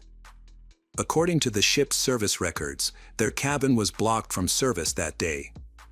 Staff were also specifically instructed not to serve the group that evening. Greg could not confidently say which passenger in the cabin had ordered food. Witnesses offered differing opinions on the nature of George and Jennifer's relationship, citing various observations and recollections. Greg believed it was challenging to gauge the quality of their relationship due to the group's heavy drinking. According to him, everyone in the group was extremely intoxicated, making it hard to determine the specifics of their interactions. There was a discrepancy in testimony as to whether Greg left the cabin immediately after ordering food. Josh Askin provided information that Greg left the cabin after ordering food. However, Greg denied this statement, saying that he never left. This contradiction complicated the investigation, requiring further investigation to establish the facts. In December 2019, Greg Rosenberg was murdered, and the case remains unsolved. Investigators are exploring a potential connection between his death and that of George Smith. The mysterious circumstances surrounding George Smith's appearance have raised significant questions about his background and family. As details emerged, the situation grew increasingly complicated, with the actions of his relatives following the tragedy drawing scrutiny from both the public and law enforcement. The George family persisted in seeking answers and justice regarding George's disappearance. The case was moved from the FBI's Connecticut office to the New York office. The family offered a $100,000 reward for any information that could help identify and bring to justice those responsible for the crime.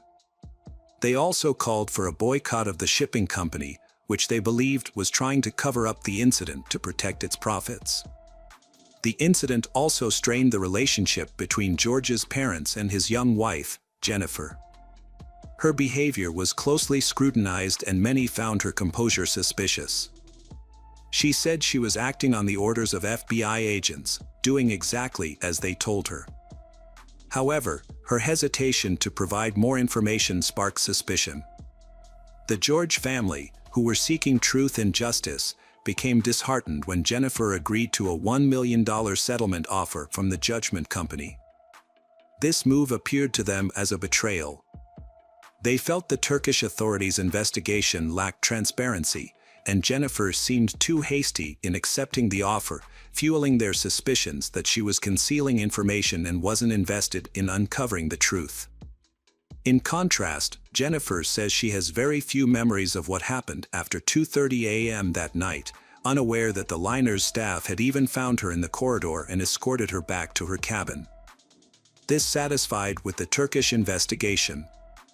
The George family to take matters into their own hands by engaging independent forensic scientist Henry Lee to assist them. Henry Lee conducted a series of studies in the cabin and on the balcony that were not included in the official investigation.